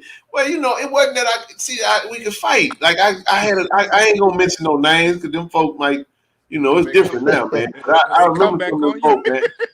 No, I ain't taking no L's like that now. Like I ain't never lost a fight outside the house. My brothers used to kick. You gotta keep in mind, I was the baby of all boys, man. I mean, okay. So my brothers used to, they get me. I ain't never beat them. You know what I'm saying? But when you taking L's in the house, Brian, you can. Hey, when you get outside, you nice with it. Yeah, you're a little nice with it. Hey, and then I was a little chubby motherfucker when I was little. So when I started hooping, I got tall like Doc.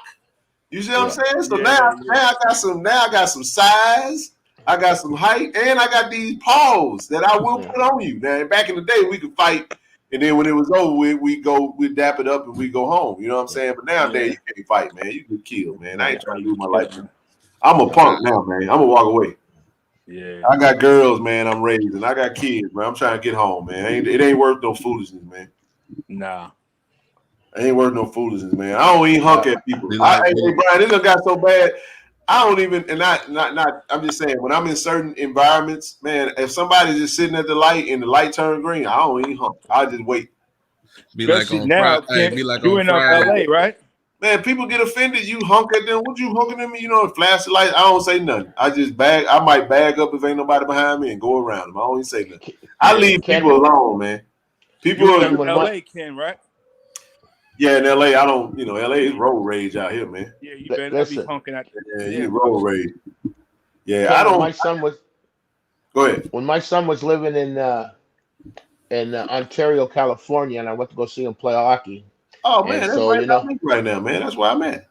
Rancho. Rancho. Yeah, so I'm out there, and man, I went to the Berlin Coke factory. One place, I bought orange, green. I didn't have no red on. I didn't wear no black, and I didn't wear no blue. I bought orange, green, purple. I bought everything. I said, I'm not messing around with these colors. Yeah. I went. Hey, we went to California because my wife, she from South Central. Uh-oh. But she been living in Palmdale for a minute. Yeah. So I'm packing my, you know what I'm saying? I'm packing up my suitcase, and that same Astro jersey that I had on Saturday, I had on the show Saturday. I said, she's like, hey, don't bring that out there with me. I said, what? I'm like, I already know about the Hoovers. That's why I'm not packing it up in here with, you know what I'm saying? I packed it, but I didn't wear it that, anytime I was out there. That's crazy, man. I was like, but I'm like, we in Palmdale. I know Palmdale. I said, she's like, no, it's fools out there. They get active. So Yeah, it's like that, bro. I don't, man. I wear Jackson State gear. That's what I wear. I'm sorry. I don't. When I travel, hey man, it's a great talking point. Y'all make sure y'all put y'all JSU merch on when you're traveling, man. It's you know. I can imagine. Yeah, it's definitely. I've always worn my Jack State merch, but Coach Prime just shot us to another stratosphere with the brand recognition, man, and people love it. I don't. I mean, anybody, man. Prime time Jack, Deion Sanders, right? Yeah, man, it's Deion Sanders. Where were we? Yeah, we. So my boy Marcus come through for the weekend, and we was at Punch Bowl Social. Talk about Punch Bowl, and these Californians, man. And my man's like, man, Jackson State, bro. They know where Walter Payton is, right? He's like, yeah, man, that's Deion Sanders. I'm like, yeah. So they like now people want to know, like, are y'all wearing Jackson State stuff because it's hot now? It's like, no, bro, I'm from Jackson, Mississippi. Ken, I'm telling you, cool. I'm gonna tell you something. Go ahead. Jackson's apparel now is hitting like Georgetown's used to hit. Yeah. Like UNLV's used to hit. Facts. Syracuse used to hit. Like it's a fashion thing now. It is, and Coach Prime has done a really good job of like really pushing the brand. I mean, he's a fly dude, man, and he be swagged out. Hell, he have merch that he be like, where the hell he get that from? But people make stuff for him.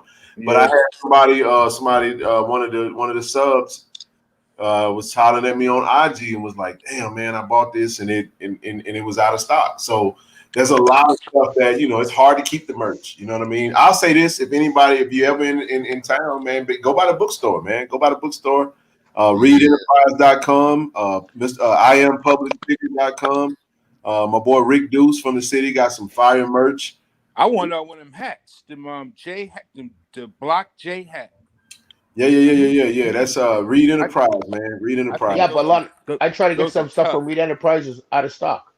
Well, he got to re-up. It's hot like lava right now. Matter of fact, and I listen, man. I bought the blue hat with the white J with the red, bib, right? And I had rebought it. I bought. Ken froze again. Somebody shake the phone. Come on, Ken. Come on, Ken. Come back. I got tap on it. Bro, I got a hat. There he is. He's back. My computer got a little hot, but just I'm gonna say so what I wound up doing is on the way home I was traveling and my hat was in the bag. In my little bag. I put my bag above the urinal, man. I used the restroom and completely walked away from it. So somebody at LAX got them a brand new Jackson State hat, and they might be rocking it. Wow. But now he's out of stock. Really? Yeah, I thought about. I did a hat. I think I did a hat for somebody last year, and on the front, I put on there Lynch Street Mafia. So somebody put in the chat, somebody said, Ken, you wear Cherry Avenue in Ontario. Have ever heard of Ferguson Enterprise in Ontario? I haven't heard of Ferguson, but I'm right down the street from I'm right here, Fontana. I'm on the Fontana. I'm near Fontana, near Ontario. Yeah, I'm close by. Can't say exactly where I'm at. Yeah, I was going to say, can you? Yeah, come on, man. That's one thing I like about Ontario, California. I like flying in there, man. It was close to the hockey rink where I was staying. I just love it out there. Yeah. It was beautiful. Yeah. Man, it's cool, man. It's cool. I be everywhere, man. I'm in Austin, Texas, California, Jackson. I'm in Jackson, Austin, Cali. Really? Yeah. Oh, okay. I'm all over the place, man. Yeah. I just take my picture with me in my whatchamacallit, man. No, I'm teasing, man. No, I got 3 homes, man. In Jackson, like I said, Jackson, Austin, and LA, man. So it's all home for me, man. But Jackson is home, man, and it's been great, man. I'm enough about me. I appreciate y'all, man. We're gonna do this damn thing. I'm excited to tally up the donations, man, and get this stuff bought for the I would say for the football team, for the women's basketball team, and make sure we tuned in on Wednesday. I'm not sure what time I'm gonna come on Wednesday because I do have to travel, but yeah, man. Okay. Appreciate everybody, man. Randy, Yes, appreciate sir. you. Doc, appreciate you. Brian, Yes, appreciate sir, you. man. TJ, Thank you, Ken. All right, everybody, y'all. man. All the best. All right. Peace out, man. Take care, y'all. Yes, sir. All right, everybody. Thank you so much. Make sure you hit the subscribe button if you haven't subscribed already. Make sure you hit the like button, share the stream, and we're going to do the damn thing. I see y'all again on Wednesday, man. It was a good stream. Appreciate everybody for coming on. Thank you. Peace out. Go Tigers.